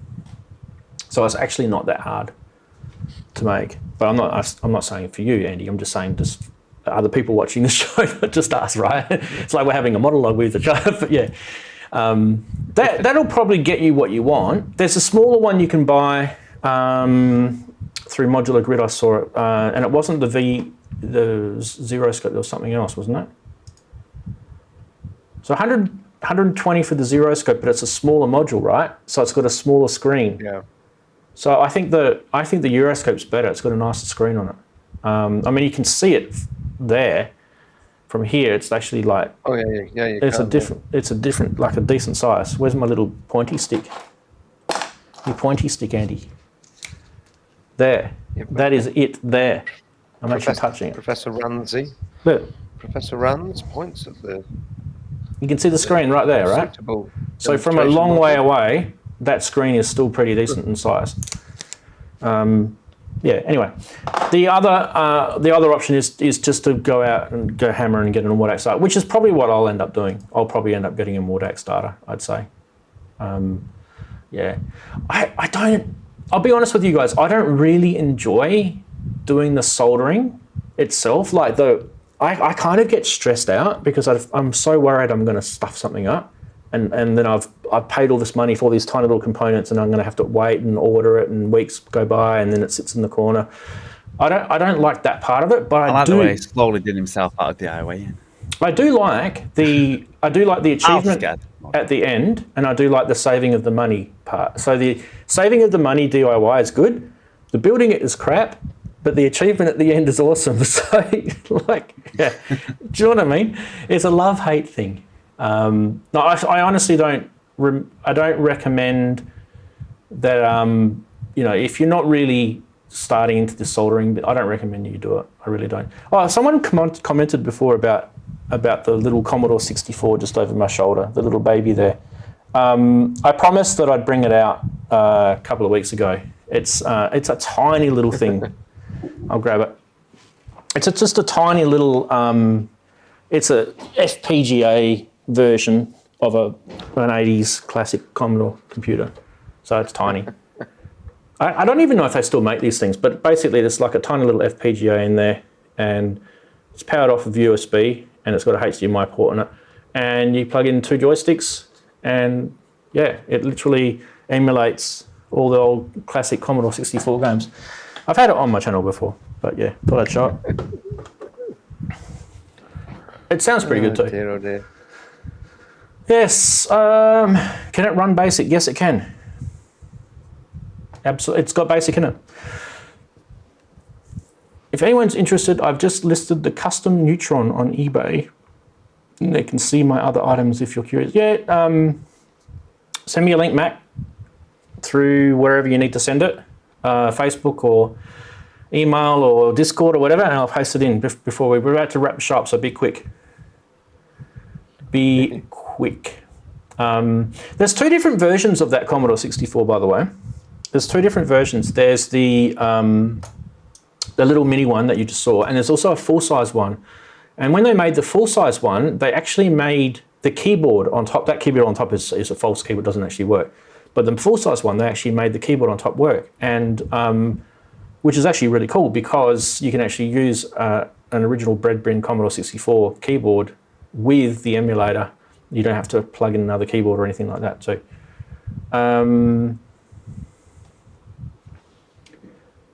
just making sure Mac is going to do with that. If he's not, don't worry about it. Didn't actually answer. Keeping an eye on the chat. I've got a screen here, by the way. So, Mr. Brooks, what do you think you're going to do with your FX Aid? Now that you got the XL, the XL's got a couple of little bonuses with it. Yeah. Oh, Mr. Max just emailed me. Right. Yeah, I just I did whether to go for just the FX Aid or the FX Aid XL, and I thought, well, it's only 20 quid more or something like that. It didn't seem like a huge amount more. So, well, I'm going to have to play about because the whole point of it was clocked delays, but the reverbs are so lovely, aren't they? In it that oh my god, another one. We talked about that. I have two, but then I've got the tip top. Yeah. And, yeah. See, I've taken the what's it called? The nostalgia delay out of this rack and put it over there next to the Pro one and the D, so that they can go through that one direct. And that was my thinking anyway. That was so. Yeah. Yeah. Next week. I probably will get. I don't know if I need the XL. I mean, I'm waiting to hear what you say about the XL because it's got those extra 2 functions on it. Which I may. It'll be one of those things. I may never plug it into that, but yeah. I just thought, well, if I don't get it, will I then regret it? So I thought, no, just get that one. It's not the end of the world. And then if I do decide to go for a second one, then perhaps just the ordinary FX Aid then would be perfectly acceptable. Yeah. Very, the comments you get on them in the chat about the FX Aid is always how lovely it sounds. I'm very much looking forward to it. I do get a bit of noise. I haven't put anything through it yet. I do get a bit of noise out of mine, but it depends on how you set your levels, whether it's too hot, whether you know what I mean. Like you've got your dry and your wet, and you've got your input levels. And at the moment, I'm using that the feedback modules mixer too. So I actually haven't tried it directly through the Roland mixer, which is next to it, and I haven't. There's a few things I haven't tried with it. So, but one of the things I was thinking, Andy, was I'm going to use, if I get another one, they're really cheap. Just the standard FX Aids versions are really cheap. I will run one like on reverb duty and the other one on delay duty, or one on reverb duty and one on modulation duty. You know what I mean? Like you've got that sort of flexibility with it. Yeah. I'll just do some thinking. I mean, I do have the Z5000 as well. That's true, you do. So I mean, I've got that's also a really nice effects unit. So it's not lacking. So I'll just play about and see if I see with your Z5000. Need it, or is it? That's actually like you can't clock it. So, but if you chose any algorithm that you don't need to clock, which has got plenty in there, right? That's got some of the phases and the mod stuff in there. So the sound out of that thing is beautiful. So. That would do those duties. So you probably don't need a second one. I bought it. I mean, again, this is me naivety, really. I bought it because it's multi-effects. When I knew that I was really going to be using it for reverb, and really, I perhaps should have just bought the Z-verb and had done. And then, but it doesn't matter. They're there. I'll just use them for what they are. Daren's looking glazed over now. We've sent him off into Eurorack land. He loves Eurorack. No, he hates it. Right, well, yeah. Hey, well, I don't hate Eurorack. Yeah, I have a Eurorack. He loves it. He loves it, and he hates it. Yeah. I'm going to have to wrap the show up now because it's pumpkin time for me. So, all right, guys. Much appreciated. Going over to Doncaster. So. Much appreciated, Mr. Brooks and Mr. House, for your generous time that you've given us today, and looking forward to. So next week, I will chat to you guys next week about who we're going to have on the show. So in between now and next week, you'll know what's going on. So I'll talk to you guys separately about it. But yeah, next week we've got the hearing show. Make sure you stick out on for that. And hope you enjoyed today. Don't forget to show your appreciation by the generous thumbs up. I mean, it costs you so much money to click on the thumbs up thing. And other than that, we'll see you guys next week. Bright-eyed and fairy-tailed. Catch you later. Say goodbye, everyone. See you later, everyone. Take care.